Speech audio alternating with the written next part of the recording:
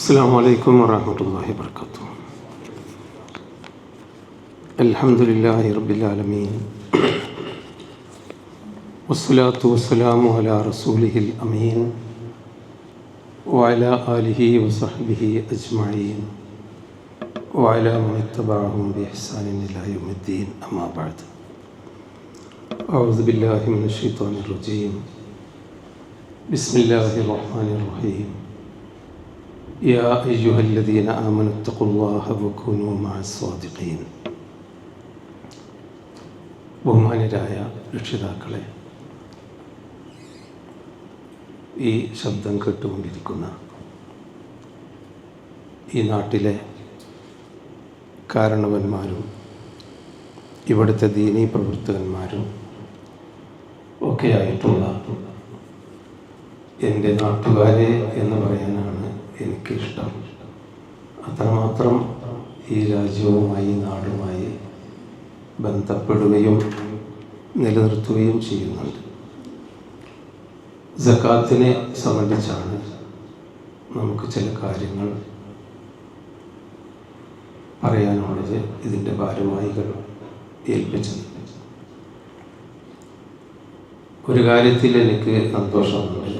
ഇന്ന് മുജാഹിദ് പ്രസ്ഥാനത്തിൽ ഒരു തർക്കവുമില്ലാത്ത ഏക വിഷയം സക്കാത്ത് തന്നെയാണ്. അതുകൊണ്ട് തന്നെ എല്ലാവർക്കും ഒന്നിച്ച് ചെയ്യാവുന്ന മനസ്സിലാക്കാവുന്ന കാര്യങ്ങളെ സക്കാത്തിലുള്ളൂ.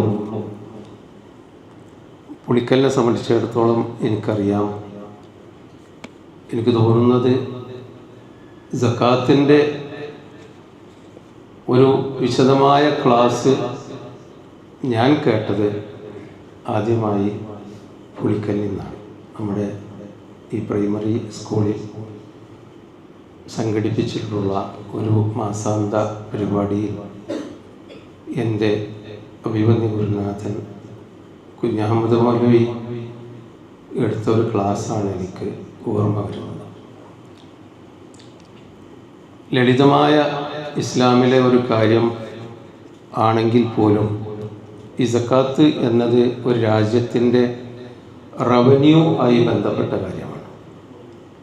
അവിടുത്തെ കൃഷി, ജനങ്ങളുടെ വരുമാനം, അങ്ങനെ നമ്മുടെ നാട്ടിൽ നമ്മൾ പറയുന്ന റവന്യൂ ഇൻകവുമായി ബന്ധപ്പെട്ട കാര്യമായതുകൊണ്ട് നബി സല്ലല്ലാഹു അലൈഹി വസല്ലമയുടെ കാലത്ത് അത് ഭരണാധികാരി അമീർ ഖലീഫയാണ് നേരിട്ട് കൈകാര്യം ചെയ്തിരുന്നത്.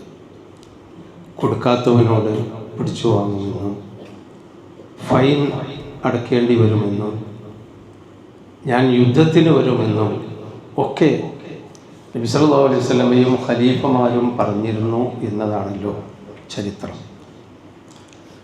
ഒരു ഖലീഫയുടെ നിയന്ത്രണത്തിലുള്ള കാര്യങ്ങൾ പലപ്പോഴും ഖലീഫയാണ് ഒരാൾ എത്ര കൊടുക്കണം, എങ്ങനെ കൊടുക്കണം, അദ്ദേഹം തന്നത് മതിയോ, അതല്ല ഇനിയും തരാനുണ്ടോ, അങ്ങനെയൊക്കെ തീരുമാനിക്കുന്നത് അന്ന് ഖലീഫയായിരുന്നു. അതുകൊണ്ട് തന്നെ ഇപ്പം നബി സല്ലല്ലാഹു അലൈഹി വസല്ലമ ചോദിക്കുന്നത് കാണാം. ഒരു സ്ത്രീ, വളയിട്ട സ്ത്രീയും വളയുമായ ഒരു സ്ത്രീ വന്നപ്പോൾ സക്കാത്ത് കൊടുത്തോ? ഇല്ല, പറ്റില്ല, കൊടുക്കണം. അതേ അവസരത്തിൽ ആഭരണം ധരിച്ച പെണ്ണുങ്ങൾ പലപ്പോഴും നബി സല്ലല്ലാഹു അലൈഹി വസല്ലമയുടെ കുടുംബത്തിലുണ്ടായിരുന്നു, ഭാര്യമാരുടെ കൂട്ടത്തിലുണ്ടായിരുന്നു. അവരോടൊന്നും അവനെ ചോദിച്ചു കാണില്ല. അപ്പം ഖലീഫയ്ക്ക് അറിയാം ഇവളെ അടുത്തുനിന്ന് അല്ലെങ്കിൽ ഇവൻ്റെ അടുത്തുനിന്ന് ഇത് വാങ്ങണത്ര വാങ്ങണം. അങ്ങനെ ഒരു റവന്യൂ, അവിടുത്തെ ഒരു രാജ്യത്തിൻ്റെ റവന്യൂവുമായി ബന്ധപ്പെട്ട വിഷയമായതുകൊണ്ട് അതങ്ങനെ ഇസ്ലാമിൽ അങ്ങനെ തുടർന്നു വന്നു. രാജ്യത്തിൻ്റെ നിലനിൽപ്പ്, ഡിഫൻസ് സക്കാത്തുമായി ബന്ധപ്പെട്ടതായിരുന്നു. ഡിഫൻസ്, ഫീ സബീലില്ലാ എന്ന് പറയുന്ന കാര്യങ്ങൾ. അതുപോലെ തന്നെ അവിടെയുള്ള മറ്റു സമുദായങ്ങളോടുള്ള ബന്ധം എത്രത്തോളം ആവണ്ട എന്ന വിഷയത്തിൽ സക്കാത്തുമായി നല്ല ബന്ധമുണ്ടായിരുന്നു. അപ്പോൾ ഇങ്ങനെയുള്ളൊരു ഒരു സാധനമാണ് സക്കാത്ത്, ഒരു നിയമമാണ് സക്കാത്ത് എന്നത് നമ്മുടെ ശരീഅത്തിൽ. പക്ഷെ പിൽക്കാലത്ത് ആ നിലക്കുള്ള ഒരു ശക്തമായ അതോറിറ്റി ഇസ്ലാമിൽ നഷ്ടപ്പെടുകയും ഖലീഫമാരുടെ കാലത്തും പിന്നീട് ഉമർ ഇബ്നു അബ്ദുൽ അസീസ് റഹ്മത്തുള്ളാഹി അലൈഹി വരെയുള്ള ഖലീഫമാരുടെയും അമീർ മുഅ്മിനീന്മാരുടെ കാലത്തൊക്കെ അത് കണിശമായി നടന്നിരുന്നെങ്കിലും പിൽക്കാലത്ത് അതങ്ങനെ ഇല്ലാതെയായി അവസാനം നമ്മളൊക്കെ എത്തിയപ്പോൾ നമുക്കൊരു അമീർ മുഅ്മിനീൻ ഇല്ല, നമുക്കൊരു ഖലീഫ ഇല്ല. നമ്മളോട് ചോദിക്കാൻ ഒരു അതോറിറ്റി, നീ സക്കാത്ത് കൊടുത്തോ, എൻ്റെ ഒരു സക്കാത്ത് ഇവിടെ 10,000 അല്ല കിട്ടിയത്, എൻ്റെ സക്കാത്ത് 1,00,000 കിട്ടേണ്ടതുണ്ടല്ലോ, ബാക്കി വെക്ക് എന്ന് പറയാൻ അതോറിറ്റി ഇല്ലാത്ത ഒരു സാമൂഹ്യ ക്രമം നമുക്ക് മുസ്ലിം ലോകത്തും ഇന്നത് വന്നു. മുസ്ലിം ലോകത്തും അങ്ങനെ തന്നെയാണ്. അപ്പോൾ അതുകൊണ്ട് ഒരുപാട് സംശയങ്ങൾ ആ വിഷയത്തിലുണ്ടാകും. ഞാൻ തുടങ്ങുന്നത് ഒരു ജാമ്യം എടുക്കാൻ വേണ്ടി പറയാം. ഒരുപാട് സംശയങ്ങൾ സക്കാത്തിൻ്റെ വിഷയത്തിൽ നമുക്കുണ്ടാകും. ഞാൻ സംശയമൊക്കെ തീരട്ടെ എന്നിട്ട് കൊടുത്ത് തുടങ്ങിയാൽ മതി എന്ന് പറയാൻ പറ്റില്ല. ഇത് നമ്മളുടെ ഒരു ഇസ്ലാം കാര്യത്തിൽപ്പെട്ട ഒന്നാണല്ലോ. അപ്പോൾ അതുകൊണ്ട് സംശയം തീരാൻ കാത്തിക്കാതെ നമുക്ക് മനസ്സിലായിടത്തോളം കാര്യങ്ങളുമായി ബന്ധപ്പെട്ട് നമ്മുടെ സക്കാത്ത് നമ്മൾ കൊടുക്കണം എന്ന് പറയാനാണ് ഞാൻ എൻ്റെ ഈ ക്ലാസ് ഉപയോഗപ്പെടുത്തുന്നത്. നമ്മുടെ കൂട്ടത്തിൽ വാരിക്കോരി ധർമ്മം ചെയ്യുന്ന ആളുകൾ എനിക്കറിയാം, ഈ നാട്ടിലും ഉണ്ട്, നമ്മുടെ പരിസരത്തുമുണ്ട്. വാരിക്കോരി ധർമ്മം ചെയ്യുന്ന ആളുകളുണ്ട്. ഭയങ്കരമായിട്ടൊരു 10 ഉറുപ്പിക കൊടുക്കാൻ പിശുക്ക് കാണിക്കുന്നവരുണ്ട്. നമുക്കൊക്കെ പരിചയം ഉണ്ടാവുമല്ലോ. കാരണന്മാരുണ്ട്, ഇവിടെ ചെറുപ്പക്കാരുണ്ട്, സംഘടനാ പ്രവർത്തകന്മാരുണ്ട്, രാഷ്ട്രീയ പ്രവർത്തകന്മാരുണ്ട്, അവർക്കൊക്കെ അറിയാമല്ലോ. ചെന്നാൽ എപ്പോഴാണെങ്കിലും ഒരു 10ാമത്തെ ആളായിട്ട് നമ്മളൊരു റെസീറ്റുമായിട്ട് ചെന്നാൽ ആ 10ാമത്തെ ആൾക്കും നന്നായി കൊടുക്കുന്ന ആളുണ്ട്, ഉണ്ടായിട്ടാവില്ല ചിലപ്പോൾ കൊടുക്കാനുള്ള മനസ്ഥിതി. എന്നാൽ 1ാമത്തെ ആൾ റെസീറ്റായിട്ട് ചെന്നാൽ എല്ലാ ഫയലും പ്രശ്നങ്ങളിലും ദാരിദ്ര്യമൊക്കെ പറഞ്ഞ് അവസാനം എങ്ങനെയെങ്കിലും പിരിച്ചുവിടുന്ന ആളുകളുണ്ട്. പക്ഷെ നമ്മൾ നോക്കുക, ആർക്കെങ്കിലും അരീനി ജവാദം മാത്ത ഹുസ്ലൻ ലഅല്ലനി അറാമ തുരീന ഔ ബഖീലം മുഖല്ലദ എന്നൊരു മഹാൻ പറഞ്ഞിട്ടുണ്ട്. ധർമ്മം കൊടുത്തിട്ട് മെലിഞ്ഞ ഒരാളെ നീ കണ്ടിട്ടുണ്ടോ? എന്നാൽ ധർമ്മം കൊടുക്കാതെ പിടിച്ചു വെച്ചിട്ട് ബുഖ്ല് കാണിച്ചിട്ട് തടിച്ച ഒരാളെ നീ കണ്ടിട്ടുണ്ടോ? ഉണ്ടാവില്ല. കാരണം ധർമ്മം എന്ന് പറയുന്നത് സക്കാത്താവട്ടെ സദഖയാവട്ടെ, ധർമ്മം എന്ന് പറയുന്നത് അത് തസ്കിയത്താണ്. സക്കാത്ത് എന്ന വാക്ക് വരുന്നത് തന്നെ നമ്മളെ തസ്കിയത്ത് ക്ലാസ് എന്ന് പറയുന്നത് തസ്കിയത്തിൽ നിന്ന് വരുന്നതാണ്. എങ്ങനെയാണ് തസ്കിയത്ത് വരുന്നത് എന്ന് ചോദിച്ചാൽ, നമ്മളുടെ സമ്പത്ത് നമ്മൾ ശുദ്ധീകരിക്കും തോറും ആ സമ്പത്തിനൊരു മധുരവും രുചിയും ഉണ്ടായിരിക്കും. അശുദ്ധമായ സമ്പത്താണെങ്കിൽ അധികകാലം അതുകൊണ്ട് കൊണ്ടെടുക്കാൻ കഴിയില്ല. അപ്പോൾ അതുകൊണ്ട് തന്നെയാണ് കുല്ലു ലഹ്മിൻ നബത്ത മിൻ സുഹത്തിൻ ഫന്നാറു ഔലാ ബിഹി എന്ന് നബി സല്ലല്ലാഹു അലൈഹി വസല്ലം പറഞ്ഞതായി കാണാം. ആ ഹദീസ് തന്നെ പല റിപ്പോർട്ടുകളിലും പല രൂപത്തിലും ഈ ആശയം പറഞ്ഞിട്ടുണ്ട്. അതായത് അന്യായമായിട്ട് നമ്മൾ കൊടുക്കേണ്ട അല്ലെങ്കിൽ നമ്മൾ പിടിച്ചു പറ്റിയ സമ്പത്ത് കൊണ്ട് ജീവിക്കുന്ന ഒരാൾക്ക് പറ്റിയത് നരകമാണെന്നാണ് അല്ലാഹു തആല പറഞ്ഞത്, റസൂലുള്ളാഹി പറഞ്ഞത്. അപ്പം സമ്പത്ത് നമ്മൾ കൊടുത്തു എന്നതുകൊണ്ട് നമുക്ക് വളർച്ചയല്ല, നമ്മൾ സമ്പത്ത് ശുദ്ധീകരിച്ചുകൊണ്ട് മിൻ അംവാലിഹിം സദഖത്തൻ തുതഹിറുഹും വതുസക്കിഹിം ബിഹാ വസല്ലി അലൈഹിം ഇന്ന സ്വലാത്തക സക്കനുൽ ലഹും. അള്ളാഹു പറഞ്ഞത് ഖുദ്, നബി നീ പിടിച്ചു വാങ്ങണം അവരുടെ സമ്പത്തിൽ നിന്ന്. ഖുദ് മിൻ അംവാലിഹിം സദഖത്തൻ, അവർ കൊടുക്കേണ്ട സദഖ. ഖുർആനിൽ സദഖ എന്ന ഈ പദപ്രയോഗം സക്കാത്തിനെ പറ്റിയാണ് പറഞ്ഞത്. നമ്മുടെ നാട്ടിൽ എൻ്റെ സദഖയൊന്നും എനിക്ക് വേണ്ട, സക്കാത്ത് ഉണ്ടെങ്കിൽ തന്നാൽ മതി എന്ന് നമ്മൾ പറയുമ്പോൾ സക്കാത്ത് നിർബന്ധമായതും സദഖ ഐച്ഛികമായതും എന്നാണ് കണക്ക് കൂട്ടൽ. അങ്ങനെ ഖുർആനിൽ അങ്ങനെയല്ല, നമ്മളൊരു ശൈലി ഇത് മാത്രമേ ഉള്ളൂ. ഖുദ് മിൻ അംവാലിഹിം സദഖത്തൻ, അവരുടെ സക്കാത്ത് നീ പിടിച്ചു വാങ്ങണം. തുതഹിറുഹും, അതുമൂലം നീ അവരെ ശുദ്ധീകരിക്കുകയാണ് ചെയ്യുന്നത്. അമ്പിയാക്കന്മാർ പറഞ്ഞത് എന്തിനാ?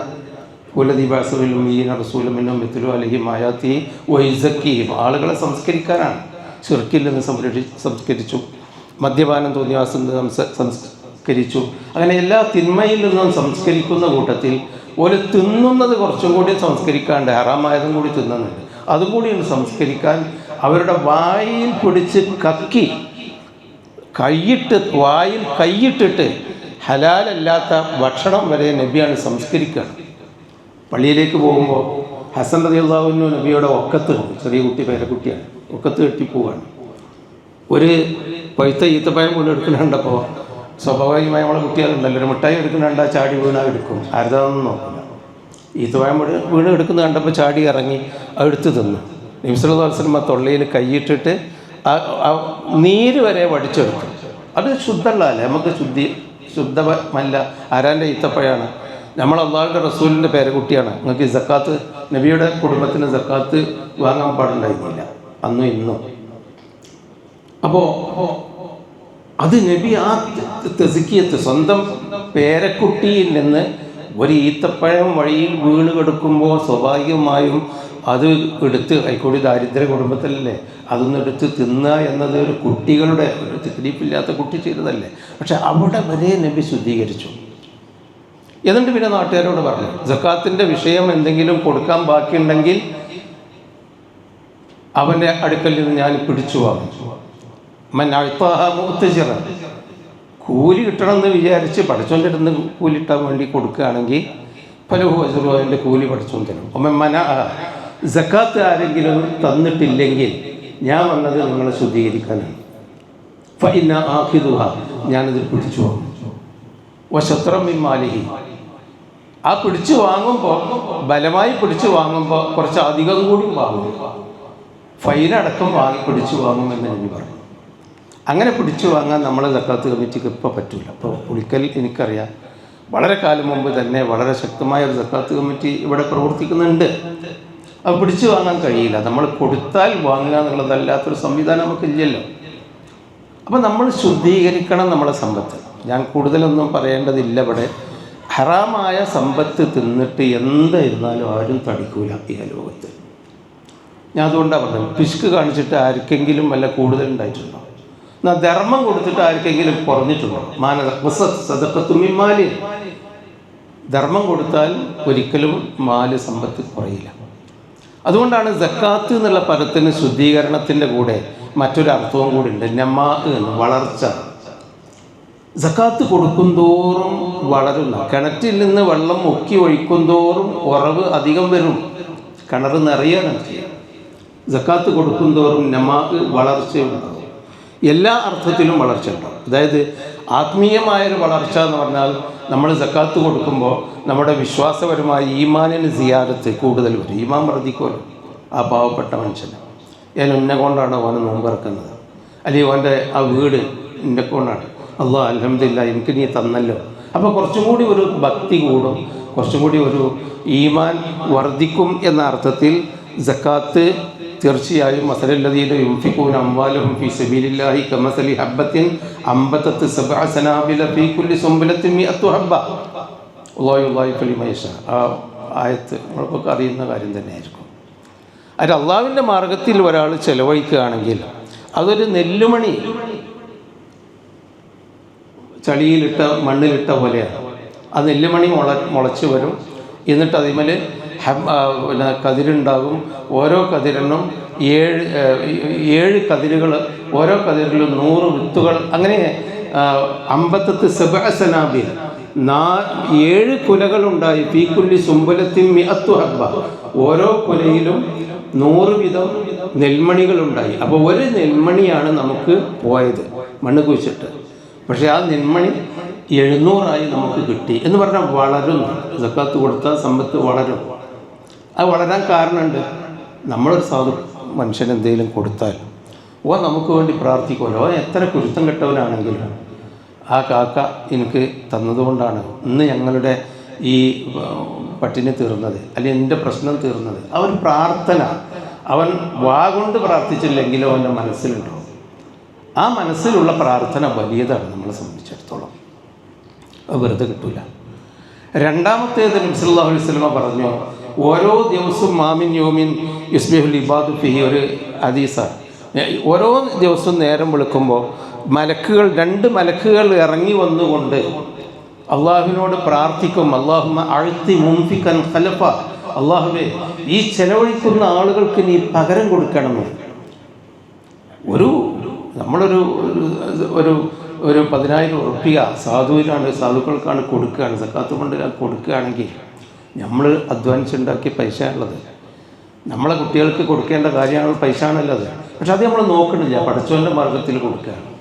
ആ ഒരു റിസ്ക് നമ്മൾ എടുക്കുന്നത് കൊണ്ട് മലക്കുകൾ നമുക്ക് വേണ്ടി പ്രാർത്ഥിക്കുകയാണ്, അല്ലാഹുമ്മ അഅ്തി മുൻഫിഖൻ ഖലഫ. ആ 10,000-ന് പകരം അതിന് അല്ലാഹുവേ നീ സ്വീകരിച്ച് നീ കൂടുതൽ ധനം കൊടുക്കണമേ, കൂലിയും കൊടുക്കണമേ, നമുക്ക് വേണ്ടി പ്രാർത്ഥിക്കുന്നു. എന്നാലോ അഅ്തി മുംസിക്കൻ തലഫ, ഈ കൊടുക്കാത്ത 10 പൈസ പോലും കൊടുക്കാത്തവനെ അവന് നാശം കൊടുക്കണമേ എന്ന് പ്രാർത്ഥിക്കുന്നു. അവൻ നമുക്ക് സമ്പത്ത് വളർച്ച എന്ന് പറയുന്നത് എങ്ങനെ? മലക്കുകളുടെ പ്രാർത്ഥന കിട്ടും, നമ്മളുടെ വിശ്വാസത്തിൻ്റെ ഈമാനിൻ്റെ പ്രാർത്ഥന കിട്ടും. അല്ലാഹു തആല പറഞ്ഞ പോലെ ഒരു വിത്ത് 700 ആകുന്നത് പോലെ ഔ അസിയദ്, അല്ലെങ്കിൽ അത് കൂടുന്ന പോലെ അല്ലാഹു തആല നമ്മുടെ സമ്പത്ത് വർദ്ധിപ്പിക്കും. ഒരു സംശയമില്ല. സക്കാത്ത് കൊടുക്കുന്ന ആളുകൾ മനസ്സിലൊന്ന് വിചാരിച്ചു നോക്കുക, കുറേ കാലമായി ഞാൻ സക്കാത്ത് കൊടുക്കലുണ്ട്, സമ്പത്ത് വർദ്ധിച്ചതാണോ കുറഞ്ഞതാണോ? എന്തായിരുന്നാലും വർദ്ധിച്ചിട്ടുണ്ടാവും. അതിൻ്റെ ഒരു അത്ഭുതമാണ്. മാ ആതൈതും മിൻ ദിബൻ ലിയർബുവ ഫി അംവാലിന്നാസ് ഫലാ യർബു ഇൻദല്ലാഹ്. നിങ്ങൾ ജനങ്ങളുടെ സമ്പത്ത് വർദ്ധിപ്പിക്കാൻ വേണ്ടി പലിശ കൊടുക്കുകയാണെങ്കിൽ ആ പലിശ വളരൂല. പലിശക്കാരൻ എന്നും ക്രൂരനും അക്രമിയും പ്രയാസക്കാരനുമായി മാറില്ലാതെ പലിശക്കാരന് വളർച്ച ഉണ്ടാവില്ല. ഇത് ആത്യത്തുമിൻ സക്കാത്തിൻ തുരീദൂന ബിഹി വജ്ഹ, അള്ളാഹിൻ്റെ വജ്ഹ് ഉദ്ദേശിച്ചുകൊണ്ട് സക്കാത്ത് കൊടുക്കുകയാണെങ്കിലോ ഫഉലൈക ഹുമുൽ മുളൈഫൂൻ, അവൻ ഇരട്ടിക്കും. ഇഹലോകത്ത് അവൻ്റെ സമ്പത്ത് ഇരട്ടിയായിട്ട് വരും. അള്ളാഹു നൽകുന്ന ഒരു ഓഫറാണ് നമുക്ക്, ഇരട്ടിക്കും. അവിടെ രാമനാട്ടുകാരാ 1-ന് 2 ഉണ്ട്, ഒരു പീസ് എടുത്താൽ 2 പീസ് കിട്ടും എന്ന് പറഞ്ഞാൽ ഇരട്ടി കിട്ടും എന്ന് പറഞ്ഞാൽ നമ്മൾ പോലെ. അള്ള പറയാം, നിങ്ങൾ സക്കാത്ത് കൊടുക്കുക, എത്ര കൊടുത്തോ ഇരട്ടിക്കും. ഫഉലൈക ഹുമുൽ മുളൈഫൂൻ, ഇരട്ടിക്കും. ഇഹലോകത്ത് പരലോകത്തും അവൻ്റെ പ്രതിഫലം അല്ലാഹു തആല ഇരട്ടിപ്പിക്കും. ഇനി അതൊന്നുമല്ലാതെ നമ്മൾ പരിശോധിച്ച് നോക്കിയാൽ മതി. നമ്മൾ പുളിക്കലങ്ങാടിയിൽ എല്ലാ തരത്തിലുള്ള കച്ചവടം നടക്കുന്നുണ്ട്. പുളിക്കൽ അങ്ങാടിയിൽ ഈ കച്ചവടം നടക്കാനുള്ള ഇതിൻ്റെ ഫീഡർ സ്ഥലങ്ങളവിടെ ആന്തിയൂർക്കുന്ന്, പറവൂര്, അപ്പുറത്ത് പാടത്തിൻ്റെ അക്കര, അവിടെ നിന്നൊക്കെ ആളുകൾ വന്നിട്ടാണല്ലോ അവിടെ നിന്ന് ഈ സാധനങ്ങൾ, ഫ്രൂട്ടും മീനും മാംസവും പച്ചക്കറികളും തുണിത്തരങ്ങളും സ്റ്റേഷനിലേക്ക് വാങ്ങിക്കൊണ്ടുപോകുന്നത് അല്ലേ? അപ്പോൾ ആ പ്രദേശങ്ങളൊക്കെ ഉള്ള ആളുകൾ ഇവിടെ വന്ന് വാങ്ങിക്കൊണ്ടുപോകണമെങ്കിൽ എന്തു വേണം? ആന്തിയൂർക്കുന്നും ആലുങ്ങലും ഇപ്പുറത്തെ അക്കരയും പെരിയമ്പലത്തും പറവൂരും അവിടെയൊക്കെ നല്ല സമ്പന്നന്മാർ കാശുള്ളവരുണ്ട് വന്നാലല്ലേ പുളിക്കലങ്ങാടിയിലെ കച്ചവടം ഒരു സജീവമാവുകയുള്ളൂ. അവിടെയൊക്കെ പട്ടിണി പായരങ്ങളാണ് എങ്കിൽ ഇവിടെ ആരാ കച്ചവടത്തിന്? അവിടെ ആരാ വരിക? അങ്ങാടിയിൽ ഇവിടെ ഉള്ളവർ 4 ആൾ വന്ന് എന്തെങ്കിലും വാങ്ങിക്കൊണ്ടുപോകുന്നല്ലാതെ. എന്നാൽ പരിസര പ്രദേശങ്ങളിൽ നമ്മുടെ നാട്ടിൽ സാമ്പത്തിക അഭിവൃദ്ധി ഉണ്ടായത് അതുകൊണ്ടാണ്. ഗൾഫിൻ്റെ അഭിവൃദ്ധി ഉണ്ടായി, എല്ലാ ഗ്രാമപ്രദേശങ്ങളിലും ആളുകളുടെ കയ്യിൽ കാശ് വന്നപ്പോൾ അങ്ങാടികൾ സജീവമായി. അതൊരു ഒരു ഒരു ഒരു വളർച്ചയുടെ പ്രധാനമാണത്. പെരിയമ്പലം മുതൽ ആലുങ്ങൽ വരെ, ഞാനൊക്കെ ഇവിടെ പഠിച്ചിരുന്ന ആകെ പുളിക്കലും 4 കൂടി ഉണ്ടായിരുന്നു. സജീവമാകുന്നുണ്ട് നമ്മുടെ നാടുകൾ. കുണ്ടോട്ടിയൊക്കെ എത്ര സജീവമായി. എന്തായാലും ഫീഡർ ഗ്രാമങ്ങളിൽ നിന്ന് ആളുകൾ വന്ന് സാധനം വാങ്ങുന്നൊരവസ്ഥ ഉണ്ടായി. അത് സാമ്പത്തികമായി നമ്മൾ നോക്കുകയാണെങ്കിൽ അതിൻ്റെ ഒരു തത്വം അങ്ങനെ തന്നെയാണ്. കാശുള്ളപോലെ അടുത്തടുത്തൊക്കെ ഉണ്ടായപ്പോൾ ഇവിടെ കച്ചവടം ഉണ്ടായി.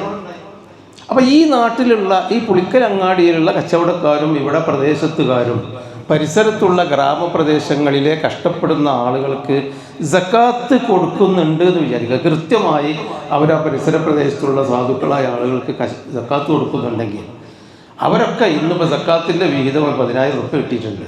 ഏതായാലും ആവട്ടെ, നമ്മൾ കുറച്ച് തുണിക്കുപ്പായ കൊടുക്കും, കുട്ടികൾക്ക് കുറച്ച് പച്ചക്കറിയൊക്കെ ഒന്ന് വാങ്ങാം, പെരുന്നാൾക്ക് കുറച്ച് നല്ല അരിയൊക്കെ ഒന്ന് വാങ്ങി ഒന്ന് ഉഷാറാക്കുക. ആ കച്ചവടം അവിടെ നടക്കും. കയ്യിൽ പാവപ്പെട്ടവൻ്റെ കയ്യിൽ കാശുണ്ടെങ്കിൽ തീർച്ചയായും അത് മാർക്കറ്റിൽ വരും. മാർക്കറ്റിൽ വരുമ്പോൾ ഇരട്ടി കച്ചവടം ഉണ്ടാവും. പെരുന്നാളായിട്ട് ഇരട്ടി കച്ചവടം. എന്താ, സക്കാത്തിൻ്റെ കാശൊക്കെ എല്ലാവരുടെ കയ്യിലും എത്തിയപ്പോൾ ഇരട്ടി കച്ചവടം ഉണ്ടാവും.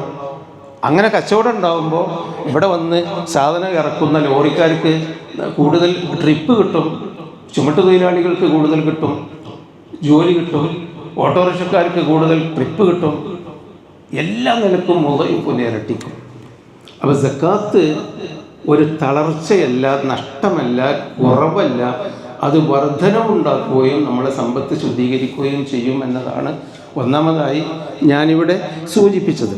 ഇനി രണ്ടാമത്തേത് സക്കാത്തിനെ പറ്റി പറയുന്നത്, സക്കാത്ത് കൊടുക്കാത്തവനെ മുസ്ലിമായി ഇസ്ലാം കാണുന്നില്ല എന്നുള്ളതാണ്. കാരണം ഒന്ന് ഇസ്ലാം കാര്യത്തിലൊന്നാണല്ലോ, അഞ്ചിലൊന്നാണെങ്കിൽ നമ്മൾ ഈ പള്ളിയിൽ ഇപ്പോൾ ഇവിടെ 2 തൂണുണ്ട്. 2 തൂണുമ്മലാണ് നമ്മൾ അകത്ത് പള്ളി നിൽക്കുന്നത്. ഒരു തൂണ് നമ്മളതിൻ്റെ എടുത്ത് മാറ്റിയാൽ ഈ അകത്തപ്പള്ളിയിൽ നിസ്കരിക്കാൻ ആരും ഉണ്ടാവില്ല, ആരും വരില്ല, പുറത്തുനിന്ന് നിസ്കരിച്ചു പോകും. കാരണം അത് എപ്പോഴാണ് മുന്നിടാന്നറിയില്ല. ഇസ്ലാം കാര്യം 5ആണ്, അത് 4 ആക്കിയിട്ട് നമ്മൾ അശ്ഹദു ഇല്ലല്ലാഹ് പറഞ്ഞ സക്കാത്താണ്ട് ഒഴിവാക്കിയിട്ട് ബാക്കി 4 തൂണുമല് ഇസ്ലാം നിൽക്കൂല, ഒരാളുടെ കാര്യത്തിൽ നിൽക്കൂല. അതുകൊണ്ടാണ് അബൂബക്കർ സിദ്ദീഖ് റളിയല്ലാഹു അൻഹു സക്കാത്ത് കൊടുത്തൂല, ഞങ്ങൾ നിസ്കരിച്ചോളാമേ, ഞങ്ങൾ ഷഹാദത്ത് കലിമ ചൊല്ലാം, ഞങ്ങൾ ഹജ്ജ് ചെയ്തോളാം, കൃത്യമായി ഹജ്ജിന് വന്നോളാം, ഞങ്ങൾ നോൻപ് കൃത്യമായി നോറ്റോളാം. പക്ഷേ നബീൻ്റെ കാലത്തുള്ള മാതിരി സക്കാത്താണ്ട് മദീനത്തേക്ക് കൊടുത്തയക്കൂല എന്ന് പറഞ്ഞപ്പോൾ അത് പറ്റില്ല, ഇസ്ലാം നിലനിൽക്കില്ല നിങ്ങളുടെ നാട്ടിൽ. അതുകൊണ്ടാണ് അബൂബക്കർ സിദ്ദീഖ് റളിയല്ലാഹു അൻഹു ഉസാമ റളിയല്ലാഹു അൻഹുവിൻ്റെ നേതൃത്വത്തിൽ യുദ്ധത്തിന് തയ്യാറായത്. യുദ്ധം ചെയ്യും കിട്ടുന്നില്ലെങ്കിൽ യുദ്ധം ചെയ്യൽ ആരോടാ? ഉമർ റളിയല്ലാഹു അൻഹു അബൂബക്കർ സിദ്ദീഖിനോട് ചോദിക്കുന്നുണ്ട്, മുസ്ലിങ്ങളോടല്ലേ യുദ്ധം ചെയ്യാൻ കൽപ്പിച്ചിട്ടുള്ളൂ, ഇത് മുസ്ലിങ്ങളല്ലേ, ഒരു ഇസ്ലാം കാര്യം 4 കൊടുക്കുകയുണ്ടല്ലോ. അപ്പോൾ അബൂബക്കർ റളിയല്ലാഹു അൻഹു ഉമർ ഖത്താബിന് നബിയുടെ വചനം ഓതി പഠിപ്പിച്ചു കൊടുത്തു. ഇല്ലാ ബി ഹഖിഹ, ഹക്കുണ്ടെങ്കിൽ യുദ്ധം ചെയ്യുക. ഇവിടെ ഹക്ക് നഷ്ടപ്പെട്ടു, അവർ ഇസ്ലാമികമായി ജീവിക്കാനുള്ള ഹക്ക് അവർക്ക് നഷ്ടപ്പെട്ടു. 4 സക്കാത്ത് കൊടുക്കൂല എന്നാണ് പറഞ്ഞു, യുദ്ധം ചെയ്യുന്നതാണ്.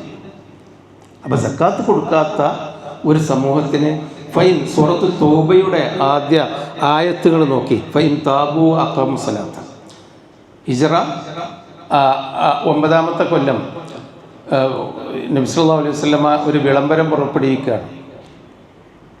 10ാമത്തെ കൊല്ലം ഒരു വിളംബരം. എന്താ പറഞ്ഞാൽ, മക്ക ഇനി മുസ്ലിങ്ങളുടേതായിരിക്കുന്നു, കഅബ ഞങ്ങളുടെ കീഴിലായിട്ടുണ്ട്, ഇനി ഇവിടെ ബിംബങ്ങളൊന്നും പറ്റില്ല, ഇവിടെ ഇനി മുശ്രിക്കീങ്ങളില്ല, ഇത് മുസ്ലിങ്ങളുടെതാണ്. കഅബ മക്ക മുസ്ലിങ്ങളുടെ രാജ്യമാണ് ആണ് പ്രഖ്യാപിച്ചിട്ട് പറഞ്ഞു, ഫസീഹു ഫിൽ അർദി 4 അശ്ഹുർ, 4 മാസം ഞാൻ ഒഴിവ് തരാം, 4 മാസം കൊണ്ട് മുശ്രിക്കീങ്ങളൊക്കെ ഇവിടുന്ന് പോയിക്കൊള്ളണം, നാട് വിട്ടോളണം, മക്കത്ത് ഇനി മുശ്രിക്കീങ്ങൾ ഉണ്ടാകാൻ പാടില്ല. 4 മാസം.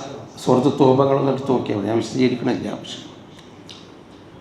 ഇനി ഈ 4 മാസം കഴിഞ്ഞാൽ ഫൈദൻ ഖദൽ അശ്ഹുറുൽ ഹുറും, ഈ നിശ്ചയിച്ച ആ മാസങ്ങൾ കഴിഞ്ഞാൽ മുശ്രിക്കീങ്ങൾ ഉണ്ടെങ്കിൽ ഇവിടുന്ന് പിടിച്ച് അവരെ ശിക്ഷിക്കണം.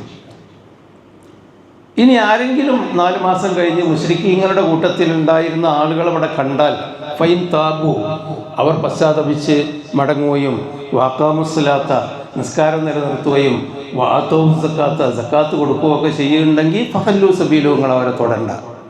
ഒരു മുസ്ലിങ്ങൾ തന്നെ നിസ്കരിക്കുന്നുണ്ട്, തൗബ ചെയ്തിട്ടുണ്ട്, നിസ്കരിക്കുന്നുണ്ട്, സക്കാത്ത് കൊടുക്കുന്നുണ്ട്. നിസ്കരിക്കുന്നത് പള്ളിയിലറിയാം, നബിക്കറിയാം, അയാൾ നിസ്കരിക്കുന്നുണ്ട്, പള്ളിയിലവിടെ എത്തുമല്ലോ, എല്ലാവരും ജമാഅത്തിനെത്തും. സക്കാത്ത് കൊടുക്കേണ്ടതും ബൈത്തുൽ മാലിൻ്റെ ഉടമസ്ഥൻ നബിയാണ്, അവൻ്റെ സക്കാത്ത് കിട്ടിയിട്ടുണ്ട്, ഇപ്പോൾ മുസ്ലിം തന്നെ. ഫഖല്ലു സബീൽ, ഓനെ വിട്ടാളി, ഓനങ്ങളൊന്നും ചെയ്യണ്ട. അത്രമാത്രം ഇസ്ലാമിൻ്റെ അടിസ്ഥാനപരമായി അറഅയ്തല്ലദീ യുകദ്ദിബു ബിദ്ദീൻ ഫദാലിക്കല്ലദീ യദ്ഉൽ യതീം വലാ യഹുല്ലു അലാ തുഅമിൽ മിസ്കീൻ. ആ അർത്ഥത്തിൽ ആ യുകദ്ദിബു ബിദ്ദീൻ എന്നുള്ള ആ വാക്കിൻ്റെ ഗൗരവം നിങ്ങളൊന്ന് ആലോചിച്ച് നോക്കി. വിചാരണ ദിവസം ഉണ്ട് എന്നുള്ള വിശ്വാസമില്ലാത്തവനാണ് സാധുക്കളായ ആളുകളുടെ പ്രശ്നം പരിഹരിക്കാൻ ആവശ്യമായ അമലുകൾ ചെയ്യാത്തവനാണ്. അപ്പോൾ സക്കാത്ത് ഇസ്ലാമിൽ വലിയ സ്ഥാനം തന്നെ, മുസ്ലിം ആവാനുള്ള അടിസ്ഥാന കാര്യം തന്നെയാണ് എന്നാണ് ഞാൻ ഈ 2ാമത്തെ കാര്യം കൊണ്ട് ഉദ്ദേശിച്ചത് നമ്മൾ മനസ്സിലാക്കണം. പിന്നെ എപ്പോഴാണ് സക്കാത്ത് ഫറളാവുക എന്നുള്ളതാണ്, അത് മുതലാളിമാർക്കേ ഉള്ളൂ. അതുകൊണ്ട് നമുക്കൊരു സമാധാനം. ഹജ്ജ് അതിന് പോകാൻ ഇന്നത്തെ ഒരു കാലഘട്ടത്തിൽ ഒരു 5 ലക്ഷം റുപ്യെങ്കിലും വേണം സർക്കാരിലാണെങ്കിൽ, അല്ലെങ്കിൽ ഒരു 6-7 ലക്ഷം റുപ്യ വേണം പ്രൈവറ്റ് ആണെങ്കിൽ. അപ്പോൾ ഹജ്ജ് പോയിക്കാൻ ഫറളുള്ളൂ, ബാക്കിയുള്ളവർ പൂതി ഉണ്ടായിട്ട് കാര്യമില്ലല്ലോ, ഫറളില്ല. അതുപോലെ സക്കാത്ത് ഫറളാവലാർക്കാണ്? മുതലാളിമാർക്കാണ്. ലാ സദഖത ഇല്ലാ അൻ ദഹരി ഗിന, മുതലുണ്ട്, സമ്പത്തുള്ള ഐശ്വര്യമുള്ളവർക്കല്ലാത്തവർക്ക് സക്കാത്ത് നിർബന്ധമില്ല. അപ്പം മുതലാളിമാർക്കാണ് സക്കാത്ത് എന്ന് പറഞ്ഞപ്പോൾ ആരാ മുതലാളി? അതാണ് ഇസ്ലാം അവിടെ വിവരിച്ചപ്പോഴാണ് നമ്മളൊക്കെ ഒരു ശരിക്ക് നമ്മൾ മുതലാളിയാണോ അല്ലേന്ന് തീരുമാനിച്ചിട്ട് നമുക്ക് ഇവിടെ നീച്ചു പോകാം എന്ന് വിടുന്നുണ്ട്. ഓരോരുത്തരും സ്വയമാണ് തീരുമാനിച്ചാൽ മുതലാളിയല്ല. ഒരാൾ മുതലാളി ആവണം എന്നതിന് ഇസ്ലാം പറയുന്ന നിയമം, സക്കാത്ത് കൊടുക്കാനുള്ള നിസാബ്. യസ്അലൂനക മാദാ യുൻഫിഖൂൻ, എന്താണ് സക്കാത്ത് ഇനത്തിൽ ചിലവാക്കേണ്ടത് എന്ന് ചോദിച്ചപ്പോൾ നബി അള്ളവർ അതെന്നെ പറയാം. അപ്പോൾ നബിയെ പറഞ്ഞു കൊടുക്കി അത്യാവശ്യമായ അവരുടെ ജീവിത ചെലവ് കഴിച്ച് മിച്ചം വരുന്നതിനാണ് സക്കാത്ത് കൊടുക്കേണ്ടത്. അപ്പോൾ നിത്യ തൊഴിലാളികളും നിത്യം എന്തെങ്കിലുമൊക്കെ ചെറിയ വരുമാനമുള്ള ആളുകളൊക്കെയാണ് നമ്മളൊക്കെ ഓരോരുത്തരും, തൊഴിലായിട്ടും മറ്റുള്ള ഉദ്യോഗമായിട്ടും ഒക്കെ. അപ്പോൾ ഒരു അത്യാവശ്യ ജീവിതം കഴിച്ച് ഒരാളുടെ കയ്യിൽ അതന്നെ ഒരു കൊല്ലത്തിലൊരിക്കലേ സക്കാത്ത് നിർബന്ധമുള്ളൂ. ഞാൻ സമ്പത്തിൻ്റെ സക്കാത്താണ് പറയുന്നത്, മറ്റേ നമുക്ക് പറയാം ഇൻഷാഅല്ലാഹ്. അപ്പോൾ അത്യാവശ്യം ഒരു കൊല്ലം നമ്മൾ സക്കാത്ത് കൊടുക്കാൻ വിചാരിക്കുന്ന സമയം എപ്പോഴാണോ അത് ഞാൻ പറയാൻ വിട്ടതാണ്. സക്കാത്ത് റമദാനിലല്ല കൊടുക്കേണ്ടത്. സക്കാത്തിൻ്റെ കാലം റമദാൻ അല്ല. പിന്നെ താൻ കഴിഞ്ഞ കൊല്ലം സക്കാത്ത് കൊടുത്തത് ഷവ്വാലിലാണെങ്കിൽ ഇക്കൊല്ലം ഷവ്വാലിൽ, കഴിഞ്ഞ കൊല്ലം ഷഅബാനിലാണ് ഇക്കൊല്ലം ഷഅബാൻ. ഇപ്പോൾ ഒരാൾ സക്കാത്തിൻ്റെ കണക്ക് കൂട്ടൽ ഹിജ്റ വർഷമാണ്. അപ്പോൾ ഹിജ്റ വർഷം റബീഉൽ അവ്വലിലാണ് ഒരാളൊരു കട, അങ്ങാടിയിൽ ഒരു കട തുറന്നതെന്ന് വിചാരിക്കുക. അടുത്ത റബീഉൽ അവ്വലാകുമ്പോൾ അദ്ദേഹത്തിൻ്റെ സക്കാത്തിൻ്റെ ഡ്യൂ ഡേറ്റായി. ആ കടയുടെ സക്കാത്ത് കണക്ക് കൂട്ടി അവൻ കൊടുക്കണം അടുത്ത റബീഉൽ അവ്വൽ. അത് റമദാനിക്ക് കാത്തിക്കാൻ പാടില്ല. കാരണം മരിച്ചു പോയാൽ നഷ്ടമാണ്, കടമാണ്. അല്ലെങ്കിൽ എഴുതി വെക്കണം വസിയത്ത്, റബീഉൽ അവ്വലിൽ സക്കാത്തിൻ്റെ കടമായിട്ട് ഞാൻ റമദാനിലാണ് ഉദ്ദേശിക്കുന്നത് എന്ന് എഴുതി വെക്കണം എന്ന് മാത്രമേ ഉള്ളൂ. അപ്പോൾ നീട്ടാൻ പാടില്ല. അപ്പോൾ നമ്മൾ അത്യാവശ്യ ചെലവ് കഴിച്ച് കൊല്ലത്തിലൊരിക്കൽ കൊടുത്താൽ മതി. നിങ്ങൾ ആലോചിച്ച് നോക്കുകയാണെങ്കിൽ അല്ലാഹു തആല നമുക്ക് തന്ന സൗകര്യം. അത്യാവശ്യ ചെലവ് കഴിച്ച് കൊല്ലത്തിലൊരിക്കൽ കൊടുത്താൽ മതി. അതിന് തന്നെ നിസാബ് ഉണ്ടെങ്കിൽ കൊടുത്താൽ മതി. നിസാബ് ഉള്ളവനാണ് മുതലാളി. ഇനി അത്യാവശ്യ ചെലവ് എന്ന് പറയുന്നത് നമുക്ക് ആർക്കും നിർണ്ണയിക്കാൻ കഴിയും. അതായത് നേരത്തെ ഖലീഫൻ്റെ കാര്യം പറഞ്ഞു.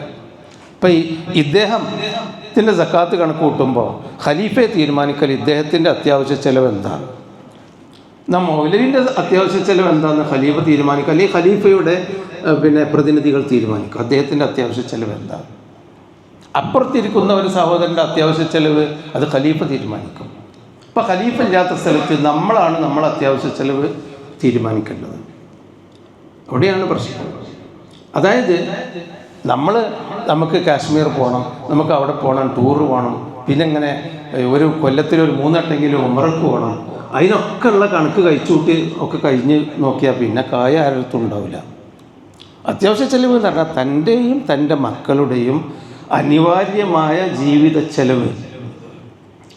അതിൽ എത്ര ഇസ്ലാം കൽപ്പിച്ചു പറഞ്ഞാൽ ഒരു വണ്ടി വരെ ഇസ്ലാം അനുവദിച്ചു കൊടുത്തിട്ടുണ്ട് അത്യാവശ്യ ചെലവില്ല. അന്നത്തെ കാലത്തൊരു മൃഗമാണ് ദാബത്ത്, ഇന്ന് നമ്മളൊരു വണ്ടി. അപ്പോൾ ഒരാളുടെ വീട്ടിലെ കുട്ടികളുടെ അത്യാവശ്യം, ഇന്ന് ചിലവുകൾ ഒരുപാട്, ട്യൂഷൻ ഫീസ് അങ്ങനത്തെ ഒരുപാട് കാര്യങ്ങളൊന്നും ആയിക്കോട്ടെ, അതെല്ലാം അത്യാവശ്യ ചിലവാണ്. നമ്മുടെ ഭക്ഷണ ചിലവ് അത് അത്യാവശ്യ ചിലവാണ്. അതിനൊക്കെ നമ്മൾക്കനുസരിച്ചുള്ള ഒരു ഭക്ഷണ ചിലവ്. പിന്നീട് നമ്മളൊരു പാവപ്പെട്ടവൻ ആകെ ഒരു 20,000 റുപ്യ 15,000 റുപ്യ മാസം ചിലവ് കിട്ടണം, എന്നിട്ട് എന്നും സ്റ്റാർ ഹോട്ടലിൽ പോയിട്ട് ഭക്ഷണം കഴിച്ചിട്ടുണ്ടെങ്കിൽ ആ ചിലവ് പറ്റില്ല. ഓൻ്റെ ഒരു അത്യാവശ്യ ചിലവ് അതാണ് ഖലീഫ നിശ്ചയിക്കും. ഖലീഫ നിശ്ചയിച്ചിട്ടുണ്ടെങ്കിൽ നമ്മൾ നിശ്ചയിക്കണം. പിന്നെ അവൻ്റെ വീട്, താമസിക്കുന്ന വീട് അത് അത്യാവശ്യ ചിലവിൽപ്പെട്ടതാണ്. വീടിൻ്റെ മെയിൻ്റനൻസും ഒക്കെയൊക്കെ, അല്ലെങ്കിൽ വീടിൻ്റെ നിർമ്മാണം. പിന്നെ ഒരു വേലക്കാരൻ അത്യാവശ്യ ചിലവായി ഇസ്ലാം അംഗീകരിച്ചാണ്. നമുക്കാർക്കുമ്പോൾ സാധാരണ നിലക്ക് അധികം വീട്ടിലും അങ്ങനെ ഒരു വേലക്കാരൊന്നും ഉണ്ടാവാറില്ല, നമ്മളെന്നാണ്ട് കഴിച്ചു കൂട്ടലാണ്. അല്ലെങ്കിൽ ഒരു വേലക്കാരനോ ഒരു വേലക്കാരി അടുത്തൊരു പെണ്ണിനെ നമ്മൾ അടിച്ചു വരാനും തുടക്കാനൊക്കെ ഉണ്ട്. മാസത്തിൽ നമ്മൾ 4,000 റുപ്യ കൊടുക്കുന്നുണ്ടെങ്കിൽ അതിൻ്റെ ചിലവാണ്, അത്യാവശ്യ ചിലവാണ്. ഒരു വാഹനം, അപ്പോൾ എനിക്കൊരു വാഹനം, ഒരു ആൾട്ടോ ഏറ്റ് പോകാൻ കഴിവുള്ള ഒരാളാണ് ഞാനെങ്കിൽ, ഞാനൊരു ബെൻസ് ഇട്ട് പോയാൽ അത് അത്യാവശ്യ ചിലവല്ല, അത് അമിത ചിലവാണ്. അത് സക്കാത്ത് കൊടുക്കാൻ പാടില്ല. അപ്പോൾ അത്യാവശ്യ ചിലവ് കഴിച്ച് കൊല്ലത്തിലൊരിക്കൽ മിച്ചമുള്ള ആൾ സക്കാത്ത് കൊടുക്കണം. നിങ്ങൾ അങ്ങനെ മനസ്സിലാക്കണം. മിച്ചമുള്ള, എത്ര മിച്ചമുള്ള ആൾ? നിസാബ് മിച്ചമുള്ള ആൾ. സക്കാത്തിൻ്റെ ഒരു സ്ലാബ് ഉണ്ട്, നിസാബ്, അത് ബാക്കിയുള്ളവർ സക്കാത്ത് കൊടുക്കണം. അപ്പോൾ എത്രയാണ് സക്കാത്തിൻ്റെ നിസാബ്? സക്കാത്തിൻ്റെ നിസാബ് എന്ന് പറയുന്നത് നബി സല്ലല്ലാഹു അലൈഹി വസല്ലമ പറഞ്ഞത് രണ്ട്, അന്നത്തെ ആ സമ്പത്ത് എന്ന് പറയുന്നത് സ്വർണം വെള്ളി രണ്ടാലൊന്നാണ്. കുറേ ആളുകൾ നമ്മളെപ്പോലെ സ്വർണ്ണം വേറെ, വെള്ളിയൊന്ന് വേറെ, പിന്നെ പേപ്പർ മണി ഒന്ന് വേറെ, പിന്നെ ഡിജിറ്റൽ മണി ഒന്ന് വേറെ, അങ്ങനെയൊന്നുമല്ല. അന്ന് ആകെ സ്വർണ്ണം വെള്ളിയേ ഉള്ളൂ. അപ്പോൾ നബി സല്ലല്ലാഹു അലൈഹി വസല്ലം പറഞ്ഞു, ഒരാളുടെ കയ്യിൽ 200 ദിർഹം ഉണ്ടെങ്കിൽ അവൻ മുതലാളിയായി. 200 ദിർഹം ഉള്ള ഒരാളാണ്, അവൻ്റെ അത്യാവശ്യ ചെലവ് കഴിച്ച് ഈ ഒരു കൊല്ലം ഞാൻ എൻ്റെ സക്കാത്തിൻ്റെ ഡ്യൂ ഡേറ്റ് ഷഅബാനോ റമദാനോ മുഹറമോ എന്താവട്ടെ, നമ്മൾ ഡ്യൂ ഡേറ്റ് നമ്മൾ കാണണം. ഇപ്പൊക്കെ നമ്മൾ അധിക പേരും റമദാനാണ് നമ്മളൊക്കെ കണക്കാക്കാറില്ല. അപ്പോൾ ആ റമദാനാവുമ്പോൾ എൻ്റെ അത്യാവശ്യ ചെലവ് കഴിച്ച് എൻ്റെ കയ്യിൽ 200 ദിർഹം ഉണ്ട്, ബാക്കിയുണ്ട് എങ്കിൽ അതാണ് കുലിൽ അഫ്വ, ബാക്കി എന്ന് പറയുന്നത്, അത്യാവശ്യ ചെലവ് കഴിച്ച്. അപ്പോൾ ഞാൻ എൻ്റെ ഒരുപാട് വരുമാനം എനിക്കുണ്ട്, അതിൽ ഞാൻ എൻ്റെ വാഹനത്തിൻ്റെ ചിലവ് കഴിച്ചിട്ടുണ്ട്. കുതിര എൻ്റെ വാഹനം, അതിന് പുല്ലും വൈക്കോലും അതിൻ്റെ വെള്ളവും അതിൻ്റെ പിന്നെ ചികിത്സയും ഒക്കെ ഉണ്ട്. അല്ലെങ്കിൽ വണ്ടിയാണ്, അതിൻ്റെ പെട്രോളും അതിൻ്റെ മെയിൻ്റനൻസും ഒക്കെ ഉണ്ട്. അതുപോലെ വീട്ടിലെ പണിക്കാരി അല്ലെങ്കിൽ പണിക്കാരൻ, അവൻ്റെ കൂലി കഴിച്ചിട്ടുണ്ട്, എൻ്റെ വീടിൻ്റെ പണി കഴിച്ചിട്ടുണ്ട്. ഒക്കെ കഴിച്ചിട്ട് 200 ദിർഹം ബാക്കിയുണ്ടെങ്കിൽ അവൻ മുതലാളിയാണ്. വെള്ളിയുടെ കാര്യം. സ്വർണ്ണമുള്ള ആളുകളോട് പറഞ്ഞു 20 മിസ്കാല് ബാക്കിയുണ്ടെങ്കിൽ ഓ മുതലാളിയാണ്. 20 മിസ്കാല് എന്ന് പറഞ്ഞാൽ 200 ദിർഹം. അപ്പോൾ 200 ദിർഹം 20 മിസ്കാൽ പറഞ്ഞാൽ 1:10, 1:10, അതാണ് മിസ്കാൽ. അന്ന് 20 മിസ്കാല് എന്ന് പറയുന്നത് 20 തൂക്കം സ്വർണം, 200 തൂക്കം വെള്ളി, അങ്ങനെയാണ് കണക്കാക്കിയിരുന്നത്. എന്നാൽ സ്വർണം പിൽക്കാലത്ത് അതൊരു വലിയ ഒരു ആർഭാട വസ്തുവായി മാറി. അന്ന് സ്വർണം അവരുടെ ആർഭാട വസ്തുവാണെങ്കിൽ പോലും അത് വിനിമയ വസ്തുവായിരുന്നു. പിൽക്കാലത്ത് സ്വർണം ആർഭാട വസ്തുവായി മാറിയപ്പോൾ സ്വർണത്തിൻ്റെ വില കുത്തനെ കൂടി. വെള്ളി ഒരു ആർഭാട വസ്തുവായി ആളുകൾ സ്വീകരിക്കാതിരുന്നപ്പോൾ, സ്വർണത്തിൻ്റെ മുമ്പിൽ തിളക്കമില്ലാതിരുന്നപ്പോൾ അതൊരു അത്യാവശ്യ വസ്തുവായി അങ്ങനെയും മാറി. അതാണ് പിൽക്കാലത്ത് സംഭവിച്ചത്. ഇപ്പോൾ സ്വർണത്തിന് അപ്പോൾ നബി സല്ലല്ലാഹു അലൈഹി വസല്ലം പറഞ്ഞ 200 ദിർഹം എന്ന് പറഞ്ഞാൽ അന്നത്തെ 200 വെള്ളിക്കാശ് എന്ന് പറഞ്ഞാൽ ഇന്നത്തെ 595 ഗ്രാം വെള്ളിയുടെ വിലയാണ്. ഇന്നലത്തെ ഞാൻ മാർക്കറ്റ് 595 ഗ്രാം വെള്ളിയുടെ വില 64,319 റുപ്യ. 64,319 റുപ്യ. നിങ്ങൾ കണക്കൂട്ടിക്കോളെ ആരൊക്കെ മുതലാളിയാണ്. നിങ്ങൾക്ക് ഈ റമദാനിൽ സക്കാത്ത് കൊടുക്കണമല്ലോ. നിങ്ങളെ കയ്യിൽ ബാങ്കിൽ എന്തെങ്കിലും ആയിട്ട് ചെറിയ ചില്ലറാവട്ടെ അല്ലെങ്കിൽ വലിയ താങ്ങിയായിട്ട് ബാങ്കിലെ ബാലൻസ്, വീട്ടിലുണ്ട് കുറച്ച് കാശ്, നമ്മൾ അത്യാവശ്യത്തിന് വേണ്ടി ചിലവാക്കാൻ വേണ്ടി അലമാരയിൽ അവിടെ ഉണ്ട്, പോക്കറ്റിലുണ്ട്. സക്കാത്തിൻ്റെ ഡ്യൂ ഡേറ്റ് റമദാൻ 1 ആണെങ്കിൽ പോക്കറ്റിൽ എപ്പോഴും നമ്മളൊരു കുറച്ച് പൈസ എന്തെങ്കിലും അങ്ങാടിക്ക് ഇറങ്ങുമ്പോഴത്തുണ്ടാവും. ഭാര്യൻ്റെ അടുത്ത് കുറച്ച് കൊടുത്തിട്ടുണ്ട്, ഞാൻ ഇല്ലാതാകുമ്പോൾ എന്തെങ്കിലും ഗ്യാസിൻ്റെ ആൾക്കാർ വരെ അല്ലെങ്കിൽ വേറെ മീൻകാർ വരെയൊക്കെ ആണെങ്കിൽ കൊടുത്താലുണ്ട് ഇതെന്ന് പറഞ്ഞാൽ ഒരു 10,000-15,000 നമ്മൾ പെരയിൽ പിടിച്ചുകൊണ്ടിരിക്കുക, അല്ലെങ്കിൽ 10,000 എന്തോ ആവട്ടെ വീട്ടിലുണ്ട്. നമുക്ക് കിട്ടാനുള്ള കൈവായ്പയായി കിട്ടിയ ഒരു 10,000-25,000 റുപ്യ വാങ്ങിയിട്ടുണ്ട്. ഇപ്പോൾ ചോദിക്കുമ്പോൾ കിട്ടും, ചോദിക്കുമ്പോൾ തരാമെന്ന് പറഞ്ഞിട്ടുണ്ട്. ഓൻ്റെ അടുത്ത് അങ്ങനെ ഉണ്ട്. അപ്പോൾ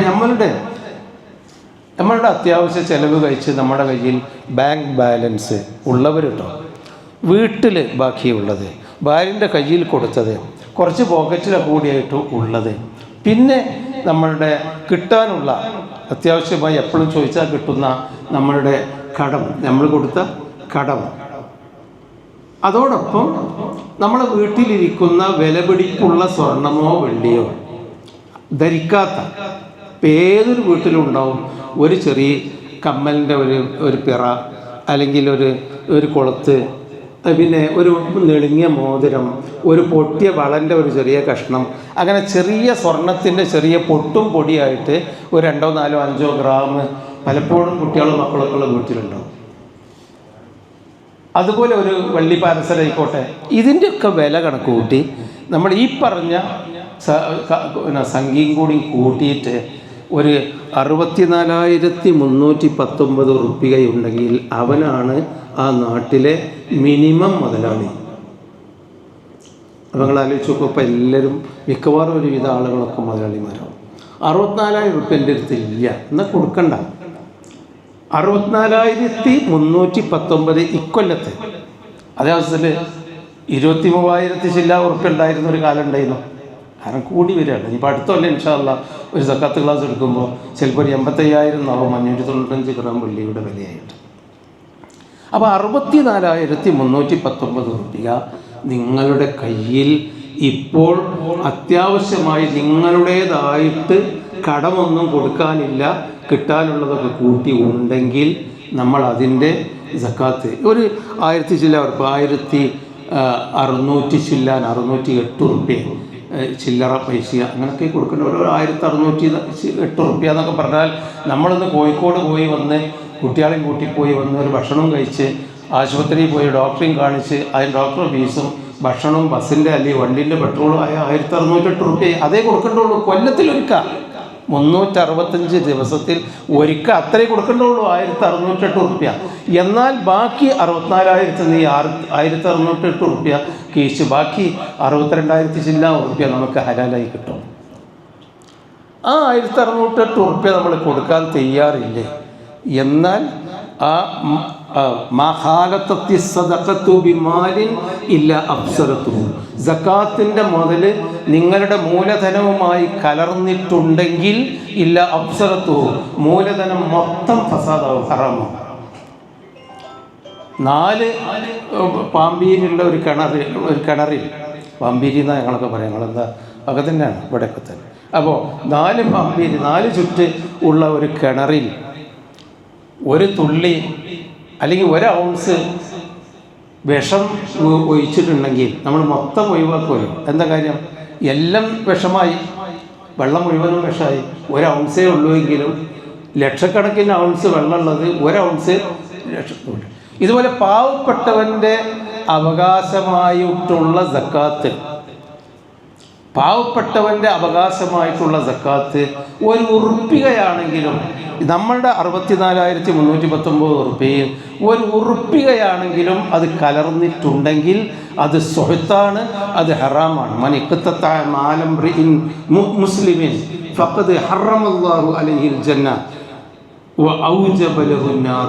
നബി പറഞ്ഞു, ഒരു മുസ്ലിമിന് നിങ്ങൾ കൊടുത്തു തീർക്കേണ്ട മുതൽ നിങ്ങളത് എടുത്തിട്ടുണ്ടെങ്കിൽ, അത് കുറച്ചാണെങ്കിലും കൂടുതലാണെങ്കിലും എടുത്താൽ അവന് നരകം നിർബന്ധമാണ്, സ്വർഗം ഹറാമാണെന്ന് മനസ്സിലായിക്കോളേ.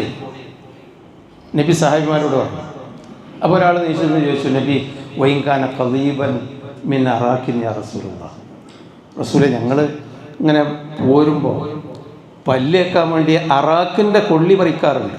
നമ്മളെ ഈ വേലിയിലൊക്കെ ഉള്ള ഒരു കൊള്ളി ഉണ്ടല്ലോ, നമ്മളൊക്കെ ചിലപ്പോൾ ഒരു ഈർക്കിളി ഒക്കെ പല്ല് കുത്താൻ വേണ്ടി ആരാൻ്റെ പറമ്പിൽ നിന്നൊരു ഈർക്കിളിയിൽ എടുക്കും.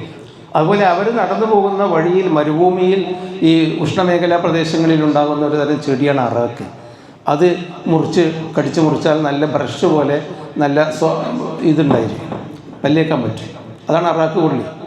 അപ്പോൾ ഈ കാലം ഖദീബൻ മിൻ അറാഖിന്, ഒരു അറാഖ് കൊള്ളി ഒരു മുസ്ലിമിൻ്റേത് ഞങ്ങൾ അന്യായമായി എടുത്താലും നരകത്തിൽ കടക്കുമോ, നരകം നിർബന്ധമാകുമോ എന്ന് ചോദിച്ചപ്പോൾ നബി പറഞ്ഞു, ഞാൻ അതേ വൈൻകാന ഖദീബൻ മിൻ അറാഖിൻ, ഒരു അറാഖ് കൊള്ളിയാണെങ്കിലും അന്യരുടേത് കലരാൻ പാടില്ല. അപ്പം നമ്മൾ 1608 ഉറുപ്പിക 64,000 ഉറുപ്പിക ഉള്ള ആൾ അല്ലെങ്കിൽ അതിൻ്റെ മേലുള്ള ആൾ അതിൻ്റെ അനുപാതം അനുസരിച്ച് 2.5% കൊടുത്തിട്ടില്ലെങ്കിൽ തീർച്ചയായും 1 ഉറുപ്പികയാണ് കൊടുക്കാൻ ബാക്കിയുള്ളതെങ്കിൽ ആ വിഷം നമ്മളെ സമ്പത്തിൽ കലർന്നാൽ അത് വിഷമാണ്, മൊത്തം സമ്പത്ത് വിഷമാകുമെന്നാണ് നബി സല്ലല്ലാഹു അലൈഹി വസല്ലം പഠിപ്പിച്ചത്. അപ്പോൾ സഹോദരങ്ങളെ, സക്കാത്തിൻ്റെ കാര്യത്തിൽ പറഞ്ഞു വന്നത് ആ നിലക്കുള്ള ഒരു കാര്യം നമ്മൾ മനസ്സിലാക്കണം. സക്കാത്ത് കണക്ക് കൂട്ടിയിട്ട് നമ്മൾ കൊടുക്കണം. അത് നമ്മളൊക്കെ ധനികന്മാരാണ് എന്നാണ്. അപ്പോൾ കണക്ക് നോക്കാതെ നമ്മളിപ്പോൾ എല്ലാവരും കൊടുക്കൽ. ഇപ്പം നമുക്കൊക്കെ അറിയാം, സമ്മേളനത്തിൻ്റെ സംഭവം നിങ്ങളെ ഞങ്ങൾ വിചാരിച്ചത് 5,000 ഉറുപ്പ്യാണ്. അപ്പോൾ ഇനി തരാതിരിക്കാൻ പറ്റൂല പറയുമ്പോൾ വരുന്ന ആളെ നോക്കി നമ്മൾ 5,000 ഉറുപ്പ്യ എടുത്ത് കൊടുക്കും. മറ്റേ ആൾ കുട്ടീനെ കെട്ടിക്കാൻ വേണ്ടി അവിടെ പറഞ്ഞിട്ടുണ്ടാവും, വേറെയുള്ള പാർട്ടിക്കാർ വരുന്നുണ്ടാവും, കമ്മിറ്റിക്കാർ, രാഷ്ട്രീയക്കാർ, ക്ലബ്ബുകാർ വരും. ഒരു സമൂഹത്തിൽ ജീവിക്കുമ്പോൾ നമുക്ക് ഹറാമായ ഭാഗത്തേക്ക് നമ്മൾ കൊടുക്കാൻ പാടില്ല. എന്നാലും ഹറാമല്ലാത്തത് തന്നെ നൂറുകണക്കിന് പിരിവുകൾ വരും ആ റോഡ് നന്നാക്കാൻ വേണ്ടി, മറ്റൊടത്ത് വേണ്ടി, ഇവിടുത്തെ കിഡ്നി പേഷ്യൻറ്റിന് വേണ്ടി. ഇങ്ങനെ നമ്മൾ വരുന്നുണ്ട്. ഒരുപാട് സംഭാവന നമ്മൾ കൊടുക്കാറുണ്ട്, പള്ളികൾക്ക് കൊടുക്കാറുണ്ട്, മറ്റേതിന് കൊടുക്കാറുണ്ട്.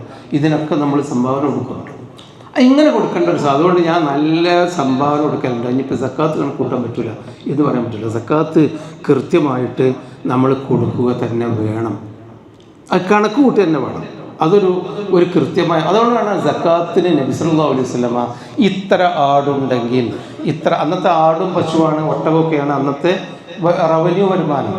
ഇത്ര ഉണ്ടെങ്കിൽ, നിങ്ങളെ കാരക്ക ഇത്ര ഉണ്ടെങ്കിൽ, മുന്തിരി ഇത്രയുണ്ടെങ്കിൽ, ഗോതമ്പ് ഇത്രയുണ്ടെങ്കിൽ, ഫില്ലത്തും ദഹബും ഇത്രയുണ്ടെങ്കിൽ കൃത്യം നബി സല്ലല്ലാഹു അലൈഹി വസല്ലം കണക്കാണ്ട് പറഞ്ഞു. അതുകൊണ്ട് കൈമല വള നോക്കി നബി സക്കാത്ത് കൊടുത്തോന്ന് വിചാരണയും ചെയ്തു. അത് കൊടുക്കേണ്ടത് ആർക്കായി എന്ന് നബി സല്ലല്ലാഹു അലൈഹി വസല്ലം പറഞ്ഞു. അപ്പോൾ വെറും ഒരു സംഭാവന കൊടുക്കുന്ന രൂപത്തിലല്ല, കൃത്യമായി തന്നെ അത് കൊടുക്കണം. നാണയ സമ്പത്താണ് നമുക്കുള്ള, സകാത്ത് കൊടുക്കേണ്ട ഇനങ്ങളാണ് പറയുന്നത്. നാണയ സമ്പത്താണ് നമുക്കുള്ള കാര്യമായ ഒരു വരുമാനം. നമ്മൾക്കൊക്കെ നാണയമാണ്. പിന്നെ കാർഷിക സമ്പത്തിന് ഉണ്ട്. അതുപോലെ പിന്നെ മൃഗസമ്പത്ത് നമുക്കതില്ല. നമ്മളങ്ങനെ വലിയ കോഴിഫാമൊക്കെ വളരെ അപൂർവമേ ഉള്ളൂ. എന്നാലും സക്കാത്തിന് മാത്രം അത് നാണയ സമ്പത്താണ് കോഴിഫാമൊക്കെ. ആടുമാട് ഒട്ടകങ്ങളാണ് മൃഗസമ്പത്തിൽ നബി സല്ലല്ലാഹു അലൈഹി വസല്ലം നമുക്ക് എണ്ണി പറഞ്ഞു തന്നിട്ടുള്ളത്. അപ്പോൾ അതേതായാലും നമുക്കിവിടെ ഇല്ല, ഞാനത് പറയുന്നില്ല. വല്ലവരും അതിനത്രയും ആടുകളെ വളർത്തുന്നുണ്ടെങ്കിൽ അപ്പോൾ നമുക്ക് നോക്കാം. പിന്നെ ഉള്ളത് കാർഷിക സമ്പത്തിനെ സംബന്ധിച്ചിടത്തോളം നബി സല്ലല്ലാഹു അലൈഹി വസല്ലം പറഞ്ഞത് ഭക്ഷ്യ വിഭവമായി ഉണക്കി സൂക്ഷിച്ചു വെക്കുന്ന കൃഷിയെ പറ്റിയാണ് സഹിയായ ഹദീസിലുള്ളത്. ഇപ്പം നമ്മളിവിടെ ചീര കൃഷി ചെയ്താലും, ചാറ് വെക്കാൻ വേണ്ടി അടുക്കളയിൽ ചീര കൃഷി ചെയ്താലും കാർഷിക പേര് നമ്മൾ പൈസ കൊടുത്തതിൽ സബ്സിഡിയൊക്കെ വാങ്ങും. കാരണം ഞാനും കൃഷിക്കാരനാണ്. എന്താ പറഞ്ഞാൽ കുറച്ച് ചീരച്ചയ്യ അവിടെ നട്ടിട്ടുണ്ടെന്നാണ് ചെയ്യുന്നത്, അതൊക്കെ ഉണ്ട്. അതുപോലെ പൂളൊത്തിയാലും വായ നട്ടാലും ഒക്കെ കൃഷി തന്നെ. പക്ഷേ നബി സക്കാത്തിൻ്റെ കണക്കാക്കിയപ്പോൾ ഭക്ഷ്യവസ്തുവായി ഉണക്കി സൂക്ഷിച്ച് വെച്ച് ഉപയോഗിക്കുന്ന കാർഷിക വിഭവങ്ങളെയാണ് നബി അതിൽ കൃത്യമായി നമുക്ക് പറഞ്ഞു തന്നിട്ടുള്ളത്. അപ്പോൾ അതിൽ ഇപ്പോൾ ഈ കാരക്ക, ഈത്തപ്പഴം കാരക്ക അവർക്കുണ്ടായിരുന്നു.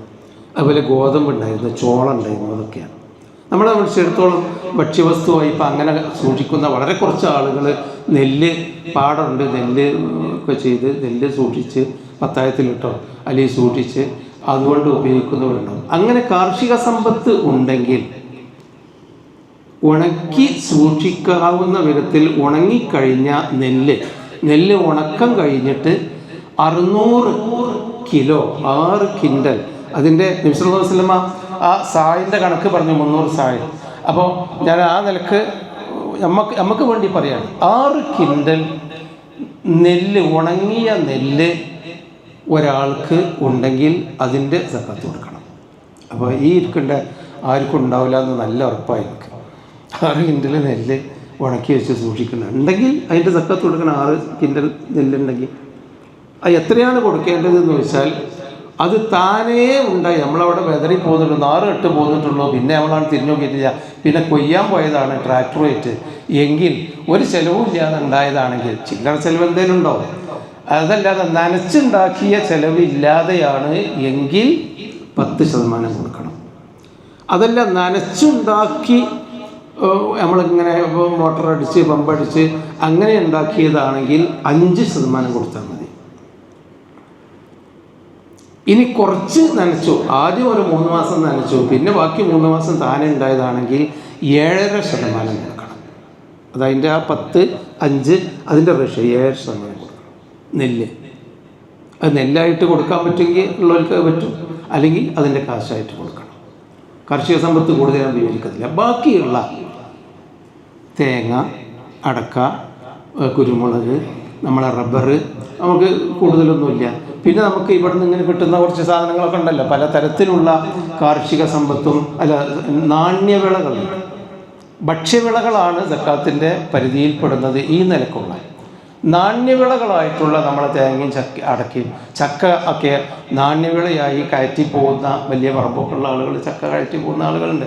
അപ്പോൾ ഇങ്ങനെയൊക്കെയുള്ള നാണ്യവിളകളാണെങ്കിൽ അത് പണത്തിൻ്റെ കണക്കാക്കിയിട്ടാണ്. ഇപ്പോൾ തേങ്ങ നല്ല വില കിട്ടുന്ന സമയം ഇപ്പോൾ 54 റുപ്യ കിലോ ഒക്കെ ഉണ്ട് എന്നാണ് ഇന്നത്തെ കിലോ 54 റുപ്യ. അപ്പോൾ നല്ല തേങ്ങ ഉണ്ടെങ്കിൽ നല്ല വരുമാനമാണ്, നല്ല കാശ് കിട്ടും. നമ്മൾ തേങ്ങ ഉണക്കി സൂക്ഷിച്ച് ഭക്ഷണമായിട്ട് ഉപയോഗിക്കലില്ലല്ലോ, അത് പച്ചത്തേങ്ങ അരക്കാനല്ലേ ഉപയോഗിക്കലുള്ളൂ. അപ്പോൾ തേങ്ങ, അടക്ക തുടങ്ങിയിട്ടുള്ള നാണ്യവിളകളായ കൃഷികളാണെങ്കിൽ അത് പണത്തിൻ്റെ കൂട്ടത്തിൽ സക്കാത്ത് കണക്കാക്കലാണ് ഏറ്റവും നല്ലത്. കാരണം അതൊരു ഖലീഫ അല്ലല്ലോ. ഖലീഫക്കാണെങ്കിൽ അതിൽ മാറ്റം വരുത്താം, നമ്മളല്ലേ തീരുമാനിക്കുന്നത്. അപ്പോൾ നമ്മൾ പണത്തിൻ്റെ കൂട്ടത്തിലേക്ക്, നമ്മളെ വരുമാനത്തിൻ്റെ കൂട്ടത്തിലേക്ക് നമ്മൾ കൊടുക്കാം. എന്നിട്ട് നമ്മളെ വരുമാനം എന്താണ്, സ്വർണത്തിൻ്റെ കാര്യം ഞാൻ പറയാം, ആഭരണത്തിൻ്റെ കാര്യം ഞാൻ പിന്നീട് പറയാം. അപ്പോൾ നമുക്ക് നമ്മുടെ കയ്യിൽ ശമ്പളത്തിൻ്റെ അല്ലെങ്കിൽ കൂലിപ്പണി കിട്ടി ഒരു 100, 1000, 1200 റുപ്യക്ക് അപ്പോൾ കൂലിപ്പണി കിട്ടും. കൂലിപ്പണി ഉണ്ട്, അല്ലെങ്കിൽ ശമ്പളമായി ഇനത്തിൽ കിട്ടുന്നുണ്ട്. കുറച്ച് നമുക്ക് തേങ്ങയൊക്കെ വിറ്റുകാണ്ടുള്ള കുറച്ച് കാശുണ്ട്. അങ്ങനെ നമ്മളെ കയ്യിൽ ഇങ്ങനെ എന്നും വരുമാനം പലതും വരുന്നുണ്ട് പോകുന്നുണ്ട്. അങ്ങാടിക്ക് ഇറങ്ങിയാൽ കീശാണ് കാലിയാവും, വീണ്ടും പിന്നൊക്കെ ഇങ്ങനെ വരും. പിന്നെ ഒരു പ്രാവശ്യം അങ്ങാടിക്ക് ഇറങ്ങിയാൽ ഒക്കെ കാലിയാവും. പിന്നെ സൂപ്പർ മാർക്കറ്റിൽ പോയാൽ പറ്റ കാലിയായി, ബാങ്കിലുള്ളതും കാലിയായി. അങ്ങനെയാണ് നമ്മുടെ സമ്പത്തിൻ്റെ ഒരു അവസ്ഥ. ഒരു സൂപ്പർ മാർക്കറ്റ് കാണാൻ പോയാൽ അതവിടെ ബാർക്കോഡിൽ അടിച്ചു കഴിഞ്ഞാൽ ബാങ്ക് ക്ലബ് അതാണ് പോയി, ഇടുന്നുണ്ടാവില്ല. എന്നാലും നമ്മളൊരു കൊല്ലം കഴിഞ്ഞ് നോക്കുമ്പോൾ പല തരത്തിലുള്ള വരുമാനത്തിൻ്റെയും ഒരു മിച്ചം നമ്മുടെ കയ്യിൽ 595 രൂപക്ക് ഉള്ള 64,000 ചില്ല ഉറുപ്പ്യ ഉണ്ടെങ്കിൽ അതിൻ്റെ സക്കാത്ത് കൊടുക്കണം. എല്ലാവരും ആ നിലക്ക് എളുപ്പത്തിൽ കണക്ക് കൂട്ടാവുന്നത് അത്രയേ ഉള്ളൂ. സ്വർണത്തിൻ്റെ ഇപ്പോൾ ഈ സക്കാത്തിൻ്റെ കണക്ക് നിസാബ് പറഞ്ഞിടത്ത് ഇപ്പം സലഫികളായിട്ടുള്ള മുജാഹിദുകളായിട്ടുള്ള ലോകത്തെ എല്ലാവരും വെള്ളിയാണ് കണക്ക് കൂട്ടുന്നത്. ജമാഅത്തെ ഇസ്ലാമിക്കാരായ സുഹൃത്തുക്കൾ സ്വർണ്ണമാണ് കണക്കാക്കുന്നത്. അവരും നമ്മളും അവരും സംഘടിതമായി സക്കാത്ത് കൊടുത്ത് വലിയ സംവിധാനം ഉണ്ടാക്കുന്നവർ തന്നെയാണ് നമ്മളെ പോലെ തന്നെ. പക്ഷെ അവരും നമ്മളും തമ്മിലുള്ള ഒരു ഫിഖിയായ ഒരു അഭിപ്രായ വ്യത്യാസം, ജമാഅത്തെ ഇസ്ലാമിയുടെ ഒരു നയമനുസരിച്ച് ഒരു സ്വർണത്തിന് കണക്ക് കൂട്ടുകയാണ്, വെള്ളിക്കാണ് നമ്മൾ കണക്ക്. എന്തുകൊണ്ട് അങ്ങനെ ആയെന്ന് പറഞ്ഞാൽ നബി സല്ലല്ലാഹു അലൈഹി വസല്ലമയുടെ കാലത്ത് 200 ദിർഹം വെള്ളി എന്ന് പറയുന്നത് 85 മിസ്കാൽ സ്വർണത്തിൻ്റെ ഈക്വലായിരുന്നു. ഇപ്പോൾ എൻ്റെ കയ്യിൽ 200 ദിർഹം വെള്ളിയുണ്ട്, ജലീലോലിൻ്റെ കയ്യിൽ 85 ഗ്രാം സ്വർണ്ണം ഉണ്ടെങ്കിൽ ഞങ്ങൾ രണ്ടാളും തുല്യ മുതലാളിമാരാണ്.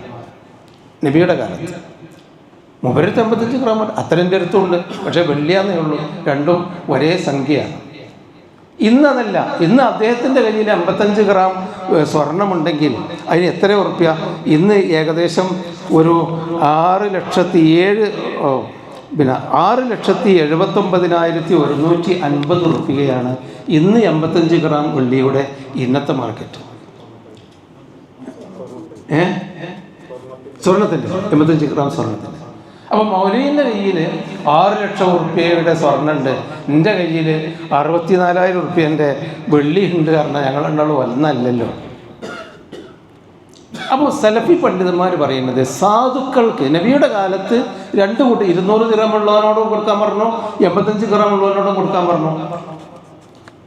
ഇന്ന് 200 ഗ്രാം ഉള്ളവന് കൊടുക്കണ്ട, എന്നാൽ 85 ഗ്രാം 6 ലക്ഷം രൂപയുടെ കൊടുത്താൽ മതി എന്ന് പറയുമ്പോൾ സാധുക്കളെ സംബന്ധിച്ചിടത്തോളം സക്കാത്ത് അവൻ്റെ മെച്ചം വെള്ളിയുടെ നിസാബ് പരിഗണിച്ചുകൊണ്ട് കൊടുക്കലാണ്. അതാണ് സ്റ്റാബിളായിട്ടുള്ളത്.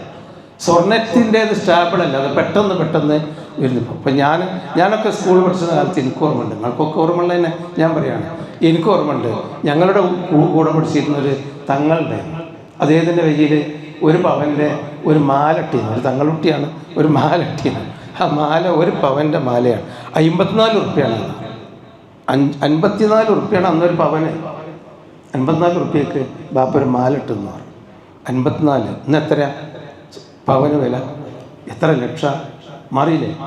അപ്പം സ്വർണ്ണം സ്റ്റാബിളല്ല, അതിങ്ങനെ പല കാരണങ്ങളാലും ഉയർന്നു പോകുന്നതാണ്. അപ്പം സ്വർണ്ണമല്ല സലഫികൾ, ഹദീസിൻ്റെ പ്രാമാണികതയും സ്വർണത്തിനല്ല വെള്ളിക്കാണ്.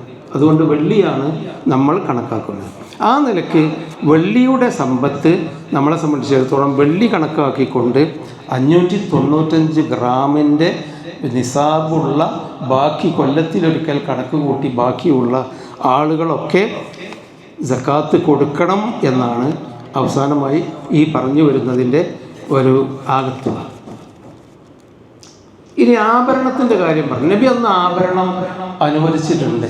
20 മിസ്കാൽ എന്ന് പറഞ്ഞാൽ തൂക്കം എന്ന വാക്കിൻ്റെ അർത്ഥം. മിസ്കാൽ എന്ന് പറഞ്ഞാൽ തൂക്കം. 20 തൂക്കമുള്ള ആൾ സക്കാത്ത് കൊടുക്കണം. അതിൻ്റെ 20 തൂക്കത്തിൻ്റെ മേലുണ്ടെങ്കിൽ സക്കാത്ത് കൊടുക്കണം. 20 തൂക്കം തേഞ്ഞാലും കൊടുക്കണം. അപ്പോൾ 20 തൂക്കം തേഞ്ഞാൽ കൊടുക്കണം എന്ന് പറയുമ്പോൾ അന്നത്തെ 20 തൂക്കം എന്ന് പറഞ്ഞത് 85 ഗ്രാമാണ് ഇന്നത്തെ. ഇമാം നവവി റഹ്മത്തുള്ളാഹി അലൈഹി ഇവിടെ കാലത്തുണ്ടായിരുന്ന തൂക്കത്തിൻ്റെ ആ ഒരു രീതി അനുസരിച്ചാണ് ഇന്നത് അങ്ങനെ ഗ്രാമിന് കണക്കാക്കിയില്ല, മെട്രിക് ഗ്രാമിനായിട്ട് കണക്കാക്കിയിട്ടില്ല. അപ്പോൾ നബി സല്ലല്ലാഹു അലൈഹി വസല്ലം അന്ന് 20 മിസ്കാൽ വരെ ആഭരണം ധരിക്കാൻ അനുവദിച്ചിരുന്നു. നബിയുടെ ഭാര്യമാർക്കുണ്ടായിരുന്നു, സഹാബാവനിതകൾക്കുണ്ടായിരുന്നു 20 മിസ്കാൽ വരെ. അപ്പോൾ 10.5 പവൻ വരെ അവർക്ക് 84 വരെ അവർക്ക് ആഭരണം ധരിക്കാമായിരുന്നു എന്നാണ് മനസ്സിലാക്കേണ്ടത്. അതാണ് നമ്മളിവിടെ ഒരു 10.5 പവൻ വരെ ഒരാൾക്ക്, ഒരു വീട്ടിൽ 4 പെണ്ണുങ്ങളുണ്ട്, പിന്നെ ഇപ്പോൾ മക്കളും പേരക്കുട്ടിയും ഒക്കെ കൂടിയായിട്ട് 4 പെൺകുട്ടികളുണ്ട് വിചാരിക്കുക, ഭാര്യയും മൂത്തോളും ഇളയ മോളും 2 പേരക്കുട്ടികളും. ഓരോരുത്തൊക്കെ ഒരു 10.5 പവൻ വീതം ഉണ്ടെങ്കിൽ അതിന് സക്കാത്ത് കൊടുക്കേണ്ടതില്ല. അത് നബി അന്ന് അനുവദിച്ച 20 മിസ്കാലിൻ്റെ താഴെയാണ്. എന്നാൽ 10.5 പവനിൽ 1 ഗ്രാം കൂടിയിട്ടുണ്ടെങ്കിലോ മൊത്തം കണക്ക് കൂട്ടിയിട്ട് ആ 84 കഴിച്ചിട്ട് ബാക്കി 1 ഗ്രാമിന് കൊടുത്താൽ പോലും മൊത്തം കണക്കാക്കിയിട്ട് ഇലക്ട്രിസിറ്റി ബില്ലൊക്കെ നമുക്കറിയാം. ബില്ലിൻ്റെ യൂണിറ്റ് 1/2 യൂണിറ്റ് കൂടിയാൽ ഒന്നിച്ച് സ്ലാബാണ് മാറും. അതുപോലെ 84 ഗ്രാമിലേറെ ഉണ്ടെങ്കിൽ മൊത്തം 2.5% സക്കാത്ത് കൊടുക്കണം. അതിൽ നിന്ന് എടുത്ത് കൊടുത്താൽ പിന്നെ അടുത്ത കൊല്ലം കൊടുക്കേണ്ടി വരില്ല.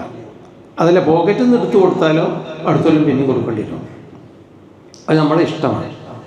അപ്പോൾ സ്വർണത്തിൻ്റേതാണ് 10.5 പവൻ്റെ മീതയുണ്ടെങ്കിൽ സക്കാത്ത് കൊടുക്കണം. ഇനി 10.5 പവൻ നമ്മുടെ കയ്യിൽ സ്ത്രീകളെ സംബന്ധിച്ചിടത്തോളം 10.5 പവനൊന്നും ഇടണില്ല. അങ്ങനെ ഒരു വളയൊക്കെ ഉണ്ട്, 10.5 പവനുണ്ട്, അവിടെ ലോക്കറിലാണ് വെച്ചതെങ്കിൽ ആ ലോക്കറിലുള്ളത് ധരിക്കുന്ന ആഭരണത്തിൻ്റെ കൂട്ടത്തിൽ പെടില്ല. ആഭരണത്തിൻ്റെ കോലായ പോലെ ചെയിനാണ്, മോതിരാണ്, വളയാണ് എന്ന് പറഞ്ഞിട്ട് കാര്യമില്ല. നിത്യോപയോഗം ഉണ്ടോ എന്ന് കൊടുക്കണം. നിത്യോപയോഗമില്ലേ അത് 1 ഗ്രാമാണെങ്കിലും അതിനെ പണത്തിൻ്റെ കൂട്ടത്തിൽ കണക്ക് കൂട്ടണം. നിത്യോപയോഗം ഇല്ലാത്തൊരു ഒടിഞ്ഞ മോതിരുണ്ട്, അല്ലെങ്കിൽ വലിപ്പം കുറഞ്ഞ മോതിരുണ്ട്, ആർക്കും അത് കൊള്ളണില്ല വിരലുമേൽ. എന്നാൽ അത് അവിടെ നമുക്ക് സൂക്ഷിച്ചേക്കാം. ഇനി എന്തെങ്കിലും ആഭരണം കുട്ടിയൊക്കെ എടുക്കുമ്പോൾ എടുക്കാമെന്ന് വിചാരിച്ച് സൂക്ഷിച്ചിട്ടുണ്ടെങ്കിൽ അതിൻ്റെ ഗ്രാം നോക്കി അതിൻ്റെ വില കൂട്ടി നമ്മളെ പണത്തിലേക്ക് കൂട്ടണം. ഈ നിലയ്ക്ക് സ്വർണത്തിൻ്റെയും വെള്ളിയുടെയും കണക്ക് നമ്മൾ കൂട്ടി സക്കാത്ത് കൊടുക്കണം. അപ്പോൾ സ്ത്രീകളെ സംബന്ധിച്ചിടത്തോളം ശ്രദ്ധിക്കേണ്ട ഒരു കാര്യം അതാണ്. പല സ്ത്രീകളും അതിൽ സ്വർണത്തിൽ നിങ്ങൾക്ക് പിന്നെ വള, നരകത്തിൻ്റെ വള, തീയിൻ്റെ വള ഇഷ്ടപ്പെടുന്നുണ്ടോ എന്ന് നബി ചോദിച്ചല്ലോ. തീയിൻ്റെ കമ്മലും തീയിൻ്റെ നെക്ലേസും തീയിൻ്റെ ചെയിനും തീയിൻ്റെ പാദസരവും ഇഷ്ടപ്പെടുന്നുണ്ടോ എന്നാണ് ആ ചോദ്യം. അപ്പോൾ സ്ത്രീകൾ, നമ്മൾ വാപ്പാര് മക്കളുടെ കാര്യത്തിൽ അതുപോലെ സ്ത്രീകളൊക്കെ ശ്രദ്ധിക്കേണ്ടത് അതിലേറെ ഉണ്ടെങ്കിൽ എല്ലാവർക്കും കൂടി കൂട്ടുണ്ടാകും. 10 പെണ്ണുങ്ങളൊരു വീട്ടിലുണ്ട്, 10.5 പവൻ വീതം എന്നാണെന്നുണ്ടെങ്കിൽ 10-15 അല്ല കുറേ ഉണ്ടാവും, ഒരു 115 പവൻ ഉണ്ടാവും. അത് നമ്മൾ കൊടുക്കണ്ടാവും. നേരെ മറിച്ച് എത്രയാണെങ്കിലും ഇതിലേറെ ഒരാൾക്കുണ്ടെങ്കിൽ ആ സക്കാത്ത് നിർബന്ധമായും മൊത്തം സക്കാത്ത് കൊടുത്ത് തീർക്കണം. അങ്ങനെ സക്കാത്ത് ശരിക്കും കൊടുക്കുകയാണെങ്കിൽ തന്നെ നമ്മുടെ നാട്ടിൻ്റെ പ്രശ്നങ്ങളൊക്കെ തീരും സഹോദരന്മാരെ.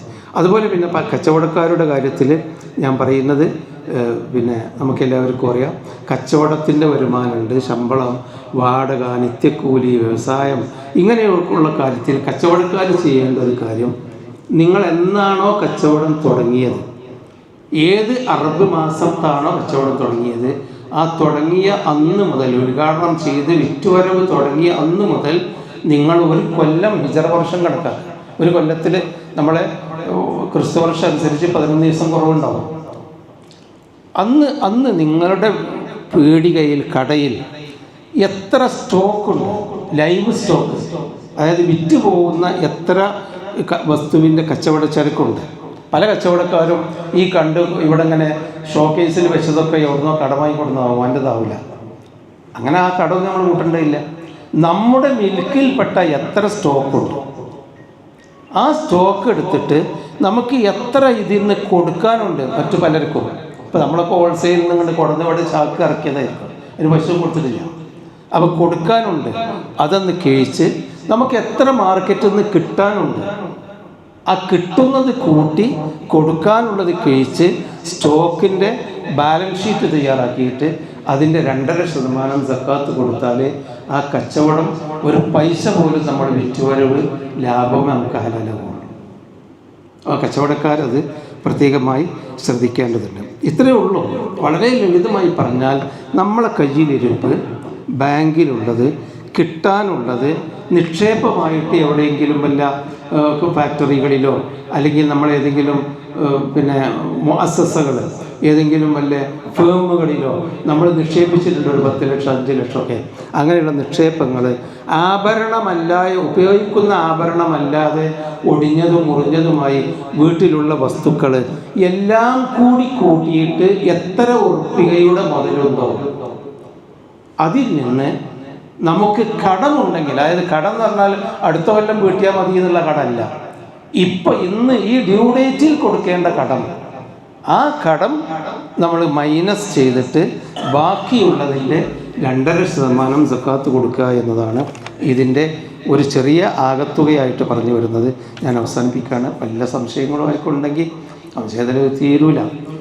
അപ്പോൾ ഉണ്ടെങ്കിൽ നമുക്കൊന്ന് 1 2 3 സംശയങ്ങളൊന്ന് കൈകാര്യം ചെയ്യാം. പിന്നെ കൊടുക്കേണ്ട ആളുകൾ, ഇപ്പോൾ നമുക്കൊരു ഇതുണ്ട്, ഇപ്പോൾ സക്കാത്ത് കമ്മിറ്റി ഇവിടെ ഉണ്ട്. എനിക്കറിയാം ഇവിടുത്തെ സക്കാത്ത് കമ്മിറ്റി കൃത്യമായി നടക്കുന്നതും ആരാന്നൊക്കെ അറിയാം. സക്കാത്ത് കമ്മിറ്റി ഉണ്ട്.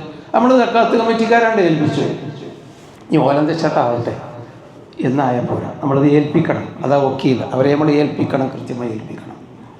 ഏൽപ്പിച്ചിട്ട് അവർക്കും ഉത്തരവാദിത്തം കൂടുതലുണ്ട്, നമുക്കും ഉത്തരവാദിത്തമുണ്ട്. അത് നമ്മൾ ഈ പള്ളിപ്പണി ഉണ്ടാക്കാനും അവിടെ മറ്റേ ഇത് ഉണ്ടാക്കിയെടുക്കാനും അവിടെ മറ്റേ സമ്മേളനത്തിന് പന്തലിടാനോ ഇവിടെ പെയിൻ്റ് അടിക്കാനോ ഒന്നും അല്ല സക്കാത്ത് കൊടുക്കേണ്ടത്. നമ്മൾ അതിനൊക്കെ സംഭാവന കൊടുക്കണം. നമ്മൾ സമ്മേളനം നടക്കുകയാണെങ്കിൽ ലക്ഷക്കണക്കിന് ഉറുപ്പിക വേണ്ടി വരും, അതിനൊക്കെ സംഭാവന കൊടുക്കൽ നിർബന്ധമാണ്.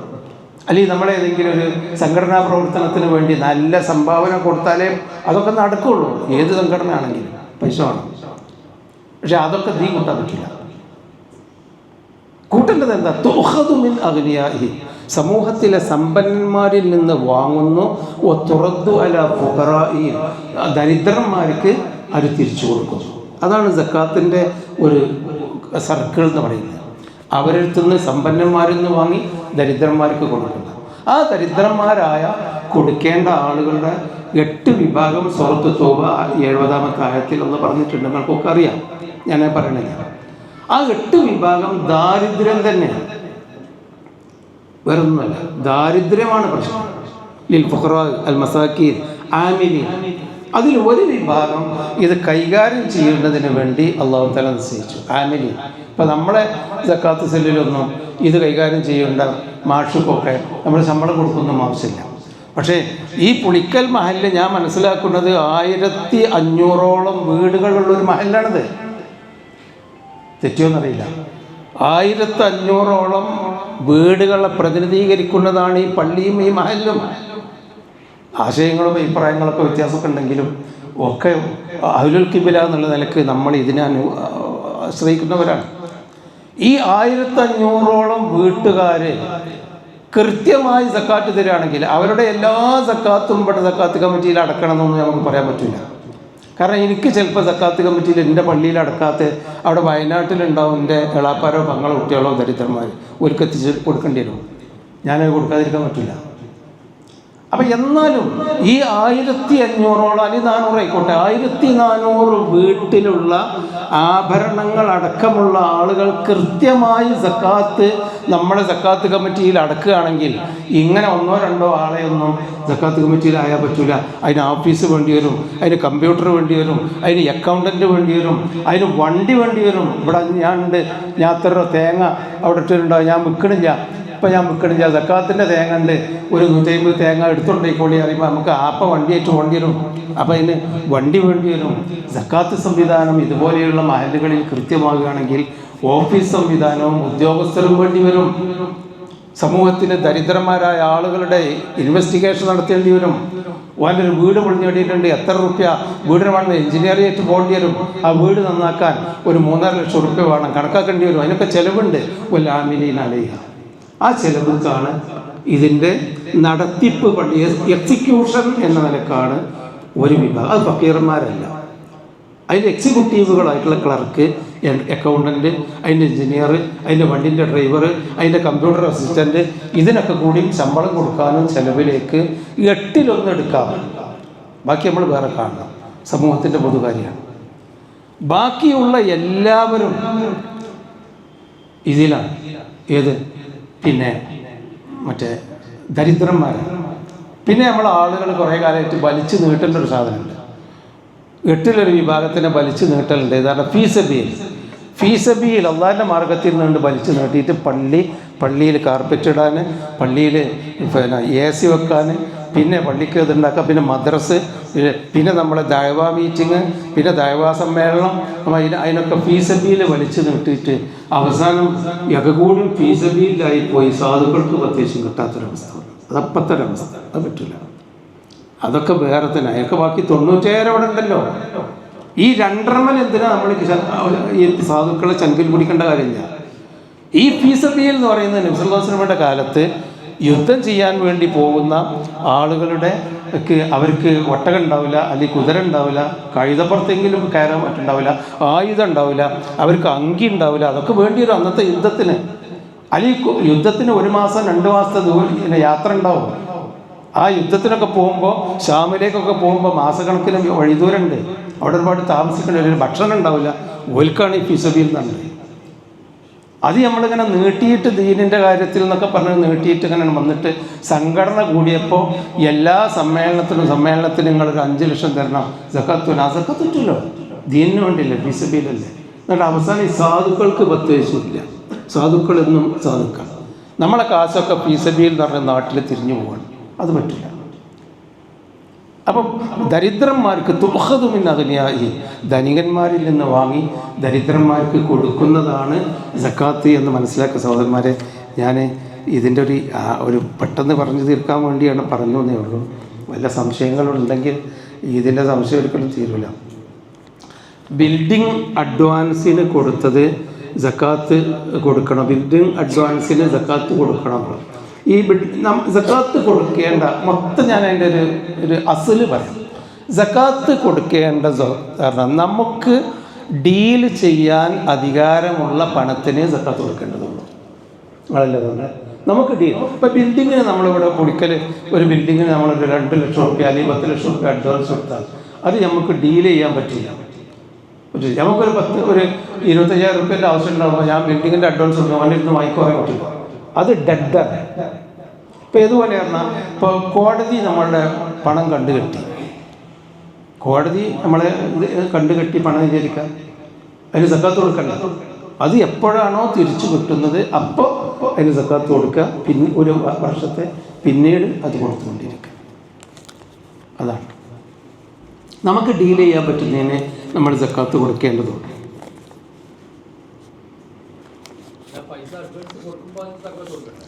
അതാണ്. അപ്പോൾ പൈസ നമ്മുടെ കയ്യിലുണ്ടെങ്കിൽ എന്തിനാണെങ്കിലും സക്കാത്ത് കൊടുക്കണം. അടുത്ത എപ്പോൾ പൈസ ഉണ്ടെങ്കിലും അതിന് സക്കാത്ത് കൊടുത്ത പൈസയെ നമ്മൾ അഡ്വാൻസ് കൊടുക്കാൻ പാടുള്ളൂ. അല്ലെങ്കിൽ ഹറാമായ പൈസയാവും.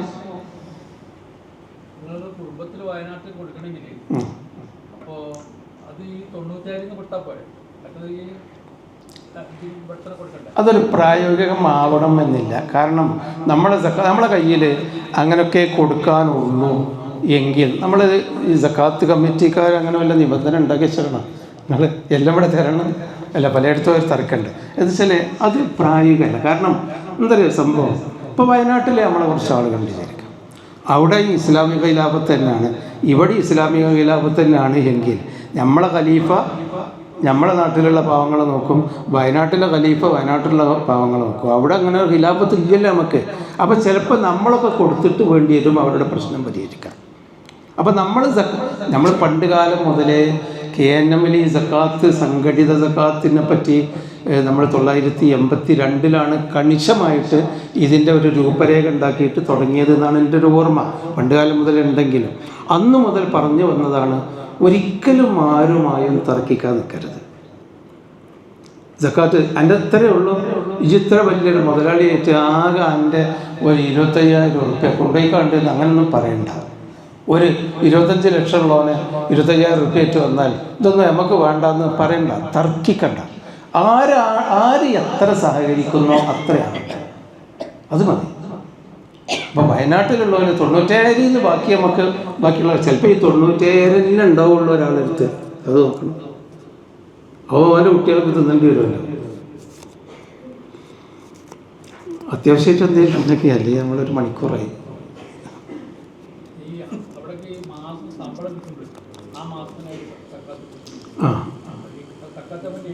ആ അതൊരു എളുപ്പമാർഗമാണ്. ഇപ്പോൾ ഒരു ഉദാഹരണത്തിന് എനിക്ക് ഒരു മാസം 50,000 ഉറുപ്പ്യ ശമ്പളം കിട്ടേണ്ട, അല്ലെങ്കിൽ ഒരു ചെറിയ സംഖ്യ കൂട്ടാൻ അപ്പോൾ ഒരു 10,000 ഉറുപ്പ്യ ശമ്പളം കിട്ടേണ്ടിയായിരുന്നു. ഒരു 10,000 ഉറുപ്പ്യ ശമ്പളം കിട്ടും. അപ്പം എനിക്ക് ഞാൻ ഒരു കൊല്ലത്തിലൊരിക്കലുള്ള സക്കാത്ത് 12 മാസമാകുമ്പോൾ എത്ര? 1,20,000 അല്ലേ? 1,20,000 സക്കാത്ത് എത്രയെന്ന് വെച്ചാൽ 3,000 ഉറുപ്പ്യ കൃത്യ കണക്കല്ലേ, ഒരു 3,000 ഉറുപ്പ്യ സക്കാത്ത് ഉണ്ടാവും. അപ്പം ഇനി ഞാൻ ഈ സക്കാത്തിൻ്റെ ഡ്യൂ ഡേറ്റ് ആകുമ്പോൾ ശമ്പളക്കാർ എന്ന് പറഞ്ഞാൽ ഒരു 20,000 ഉറുപ്പ്യ ശമ്പളം കിട്ടുന്നുണ്ടോന്ന് എന്നും നക്കും പറയായിരിക്കും, കഷ്ടപ്പാട് തന്നെയാണ്. അപ്പോൾ അന്ന് കൊണ്ടുപോയിക്കാണ്ട് ആ റമദാനിൽ ഒരു 3,000 ഉറുപ്പ്യ ഇനിയിപ്പോൾ അതിനും കൂടി കൊടുക്കണം എന്നുള്ള ബുദ്ധിമുട്ടാകുമെന്ന് വിചാരിച്ചിട്ട് ഓരോ മാസവും എൻ്റെ സക്കാത്തിൻ്റെ എൻ്റെ ആ 10,000 ഉറുപ്പ്യൻ്റെ സക്കാത്ത് തരാം. അതായത് 10,000 ഉറുപ്പ്യൻ്റെ സക്കാത്ത് എന്നുള്ളതല്ല, എൻ്റെ 2.5% തരാം. നിങ്ങൾ ഇത്ര പിടിച്ചോളി. ഒരു 65 ഉറുപ്പ്യ ഈ മാസം, അടുത്ത മാസം ഒരു 125 ഉറുപ്പ്യ, പിറ്റത്തെ മാസം ഒരു 100 ഉറുപ്പ്യ, അങ്ങനെ മാസാമാസം അങ്ങനെ കുറച്ചിച്ച സക്കാത്ത് കൊണ്ടിൽ അടക്കുകയാണ്.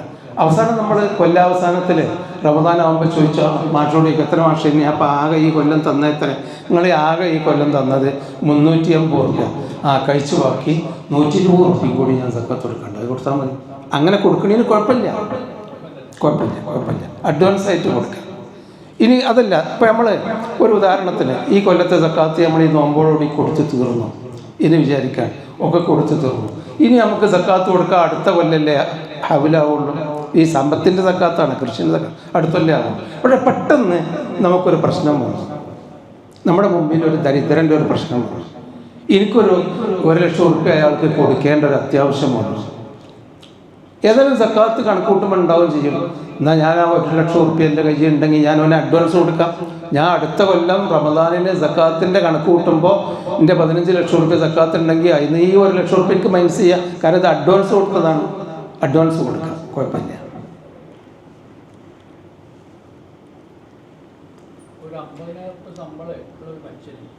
ശമ്പളം കിട്ടുമ്പോൾ അതിൻ്റെ പൈസ തിന്നു അടുത്തുള്ള അയൽവാസികൾക്ക് പലതും കൊടുക്കാം. കൊല്ലം കൂട്ടുമ്പോൾ പൈസ ഇല്ലെങ്കിൽ ഒരു സൂക്ഷ്മതക്ക് നല്ലത് കുറച്ച് അങ്ങനെ കൊടുത്ത് പിന്നെ സക്കാത്ത് ഫണ്ടിൽ ഏൽപ്പിക്കുകയാണ് ഏകദേശം. അതല്ല 50,000 ഉറുപ്പ്യ ശമ്പളം ഉണ്ട്, ഓൾക്ക് 55,000 ഉറുപ്പ്യ മാസത്തിൽ ചിലവുണ്ടെങ്കിൽ ആവശ്യമില്ല, കൊടുക്കേണ്ട കാര്യമില്ലല്ലോ. ഓരോ മാസവും ശമ്പളം കിട്ടിയാലും കടം ബാക്കിയാണ് എന്ന് പറഞ്ഞാൽ നമ്മൾ കൊടുക്കേണ്ട കാര്യമില്ല. അതല്ല, ഒരു സൂക്ഷ്മതക്ക് എൻ്റെ അടുത്ത് നിന്ന് എങ്ങനെയെങ്കിലുമൊക്കെ ആയിട്ടാണ് കഴിഞ്ഞു പോകും. അങ്ങനെയാണെങ്കിൽ ഞാനത് കൊടുക്കട്ടെ എന്ന് പറഞ്ഞാൽ അതാണ് നല്ലത്, ഒരു സൂക്ഷ്മതയ്ക്ക് വേണ്ടി നല്ലത്. കിട്ടാക്കടത്തിന് സക്കാത്ത് കൊടുക്കണ്ട. അതായത് നിങ്ങൾ കടം കൊടുത്തു, ഒരു 2,00,000 ഉറുപ്പ്യ ഒരാൾ കൊടുത്തു, നമ്മൾ അടുത്ത കൊല്ലം റമദാനാകുമ്പോൾ തരാറുണ്ട്. അപ്പോൾ നമ്മൾ സക്കാത്ത് കൂട്ടിയപ്പോൾ ആ 1,00,000ത്തിൻ്റെ സക്കാത്ത് ഈ റമദാനിൽ നമ്മൾ കണക്ക് കൂട്ടി. പിറ്റത്തെ റമദാനായിട്ട് അവന് തരുന്നില്ല, അവനെടുത്ത് തരാനുള്ളൊരു വകുപ്പില്ല എങ്കിൽ നമ്മളവിടെ പെൻഡിങ്ങിൽ വെക്കുക പൈസ. 5 കൊല്ലം കഴിഞ്ഞിട്ടാണ് കിട്ടിയതെങ്കിൽ അപ്പോൾ ഒരു കൊല്ലത്തെ സക്കാത്ത് കൊടുക്കുക, പിന്നെ അവിടെ നിന്നാണ്ട് ബാക്കിയുള്ളതിന് കൊടുക്കാം. കിട്ടാക്കടത്തിൻ്റെ ഒക്കെ അത്രയേ ചെയ്യാൻ പറ്റുള്ളൂ.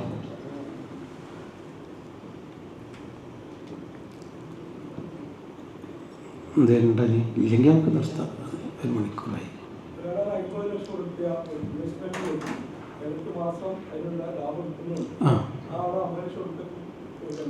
50 ലക്ഷം ഉറുപ്പിക ഇൻവെസ്റ്റ് ചെയ്തു, ഒരു സംഖ്യ അദ്ദേഹത്തിന് കമ്പനിയുടെ ലാഭമായിട്ട് കിട്ടുന്നുണ്ട്, നമ്മളെ ചെലവിന് വേണ്ടി അല്ലേ. അപ്പോൾ നിങ്ങൾ ചെയ്യേണ്ടത്, നിങ്ങളൊരു കൊല്ലം കണക്ക് കൂട്ടുമ്പോൾ ഈ ലാഭമായിട്ട് കിട്ടിയ നിങ്ങളുടെ ചെലവിന് കിട്ടിയത് ഇങ്ങനെ ഒരു 10,000 റുപ്യ അല്ലെങ്കിൽ 1,00,000 റുപ്യ കിട്ടിയ അല്ലെങ്കിൽ ഒരു 25,000 റുപ്യ കിട്ടി വിചാരിക്കുക. നിങ്ങളെ കയ്യിൽ ബാക്കി മിച്ചമായിട്ട് നമ്മൾ 595 ഗ്രാം 64 റുപ്യേൻ്റെ സംഖ്യ ഉണ്ടെങ്കിൽ അതിൻ്റെ 2% കൊടുക്കണം. പ്ലസ് 50 ലക്ഷത്തിൻ്റെ 2% കൊടുക്കണം. അതെല്ലാ കൊല്ലം കൊടുക്കണം. അത് നമ്മുടെ ഇൻവെസ്റ്റ്മെൻറ്റാണ്, നമ്മൾ കൊടുക്കണം. പ്രോഫിറ്റ് എന്തെങ്കിലും കൊടുക്കണം. ഈ 50 ലക്ഷം മുടക്കിയതിന് നമുക്ക് ഇഷ്ടമുള്ള സമയത്ത് 20 ലക്ഷം ചോദിച്ചാൽ ഈ 50 ലക്ഷം മുടക്കിയ ഒരു ബിസിനസ് നമുക്ക് ഈ അടുത്ത മാസം 20 ലക്ഷം വേണമെങ്കിൽ ഈ 50 ലക്ഷത്തിൽ അത് കിട്ടൂല.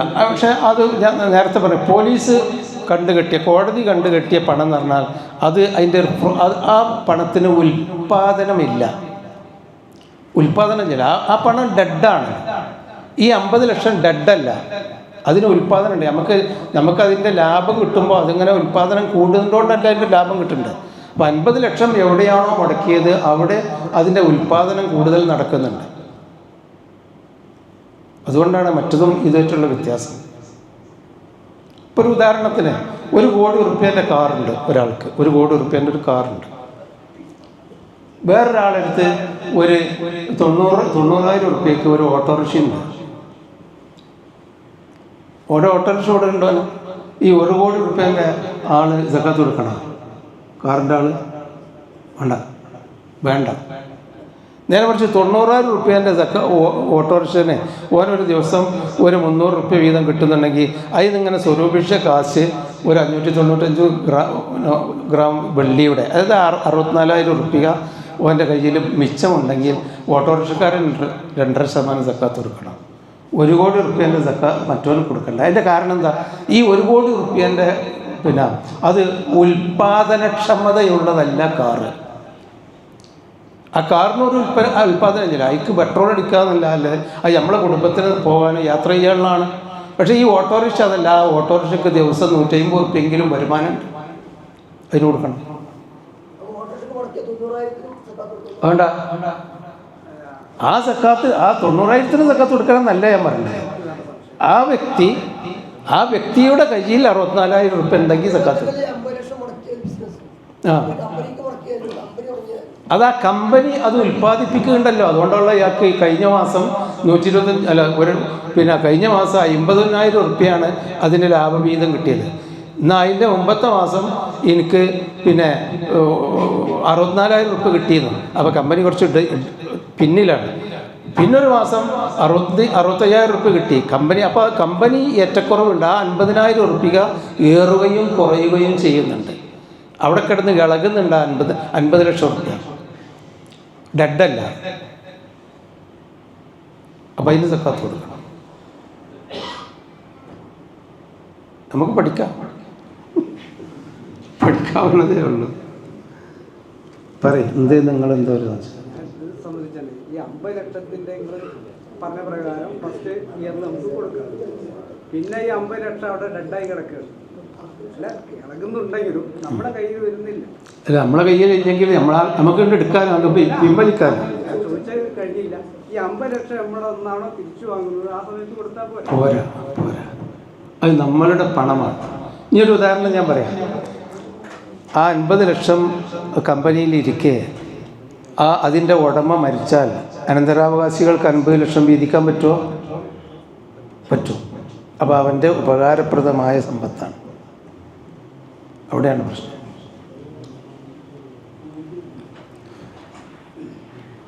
ഇൻഷാ അല്ലാഹ് ഞാൻ നേരത്തെ തുടക്കത്തിൽ പറഞ്ഞ പോലെ ഒരു ഇജ്തിഹാദിയായ വിഷയങ്ങളാണ്, ഖലീഫയുടെ നേതൃത്വത്തിലുണ്ടാകുന്ന വിഷയങ്ങളാണ്, അഭിപ്രായത്തിൽ. പക്ഷേ നമ്മളെ സലഫികളിൽ ഈ വിഷയത്തിൽ ഒരു അഭിപ്രായ വ്യത്യാസമില്ല. അൽഹംദുലില്ലാഹ്, അതാണ് അതിൻ്റെ. അപ്പോൾ അതുകൊണ്ട് നമ്മളെങ്കിലും ഇതിൻ്റെ കൃത്യമായ ഒരു രീതി വെച്ച് സക്കാത്ത് കൊടുക്കണം. ഇനിയിപ്പോൾ ഒരാളോട് വേറൊരു മസാല ഒരാൾ ചോദിച്ച് കിട്ടിയില്ല, നമ്മൾ വേറൊരാൾ മസാല ചോദിച്ചാൽ ഈ 590 64,000 റുപ്യ ഉണ്ടായാലൊന്നും കൊടുക്കണ്ട, ഇതൊരു 7 ലക്ഷം റുപ്യ ഉണ്ടായി കൊടുത്താൽ മതി. നബി അങ്ങനെ 20 മിസ്കാൽ എന്ന് പറഞ്ഞാൽ എന്നാൽ അതും കിട്ടി, ആ പദവിയും കിട്ടി നമ്മൾ കൊടുക്കാതിരുന്നാൽ നമുക്ക് ഒരുപാട് കാശ് ലാഭം കിട്ടും. പക്ഷേ പഠിച്ചുകൊണ്ടിരുത്തി ചെല്ലുമ്പോൾ അപകടത്തിലാണെങ്കിൽ നമ്മളതിന് മറുപടി പറയേണ്ടി വരും. അതുകൊണ്ട് സൂക്ഷ്മതയാണ് ഇതിലുള്ളത്. ഏതായിരുന്നാലും അൽഹംദുലില്ലാ ഞങ്ങൾ ഇത്രയും കേട്ടിരുന്നതിൽ നന്ദി പറയുന്നു. അല്ലാഹു സുബ്ഹാനഹു വ തആല ഹലാലായത് സമ്പാദിക്കാനും ഹലാലായത് ഭക്ഷിക്കാനും ഹലാലായ സമ്പത്ത് നമ്മളെ മക്കൾക്ക് തിന്നാൻ കൊടുക്കാനും അങ്ങനെ വളർത്തി നമ്മുടെയും അവരുടെയും ശരീരം സ്വർഗത്തിലേക്ക് കടത്താൻ പറ്റുന്ന തയ്യിബായ ശരീരമാക്കി മാറ്റാൻ അല്ലാഹു സുബ്ഹാനഹു വ തആല തൗഫീഖ് നൽകുമാറാവട്ടെ. സുബ്ഹാനക്കല്ലാഹുമ്മ വബിഹംദിക അശ്ഹദു അല്ലാ ഇലാഹ ഇല്ലാ അൻത അസ്തഗ്ഫിറുക വഅത്തൂബു ഇലൈക്.